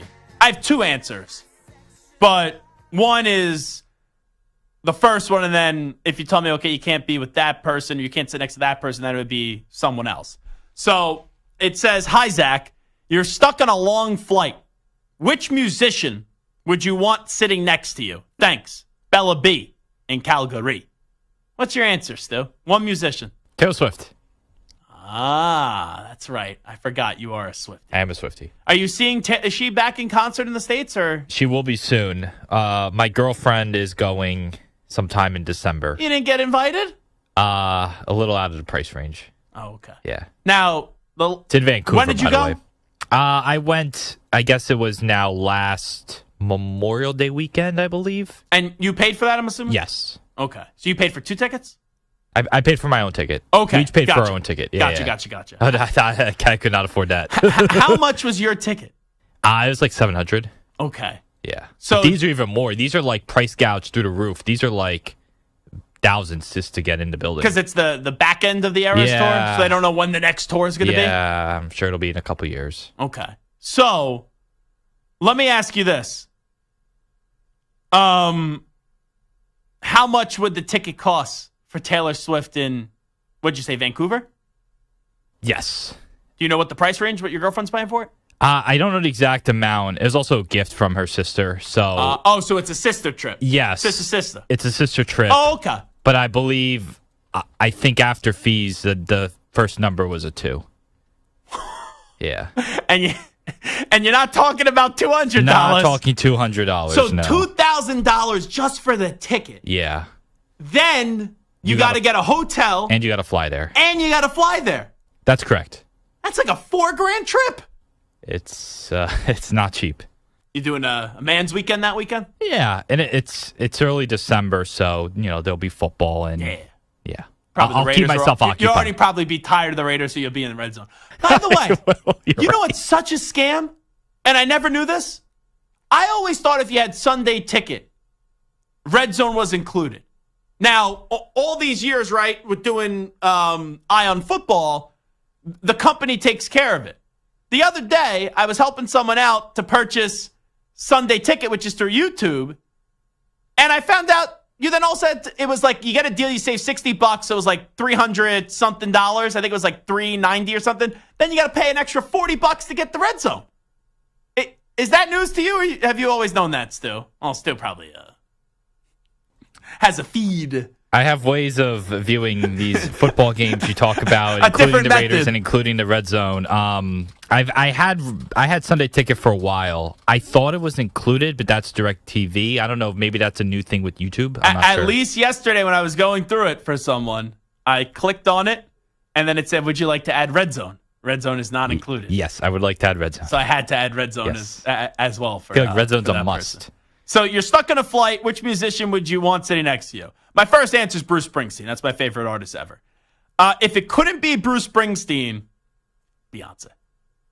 And if it couldn't be Beyonce, I would then say probably Zach Bryan. I think Zach Bryan probably the most interesting out of those three. But Bruce Springsteen, my favorite musician of all time, and Beyonce was my childhood crush. So I don't think that's going to be like a turtle scene from Entourage with me sitting next to Beyonce. But one could only hope, if you know what I'm saying.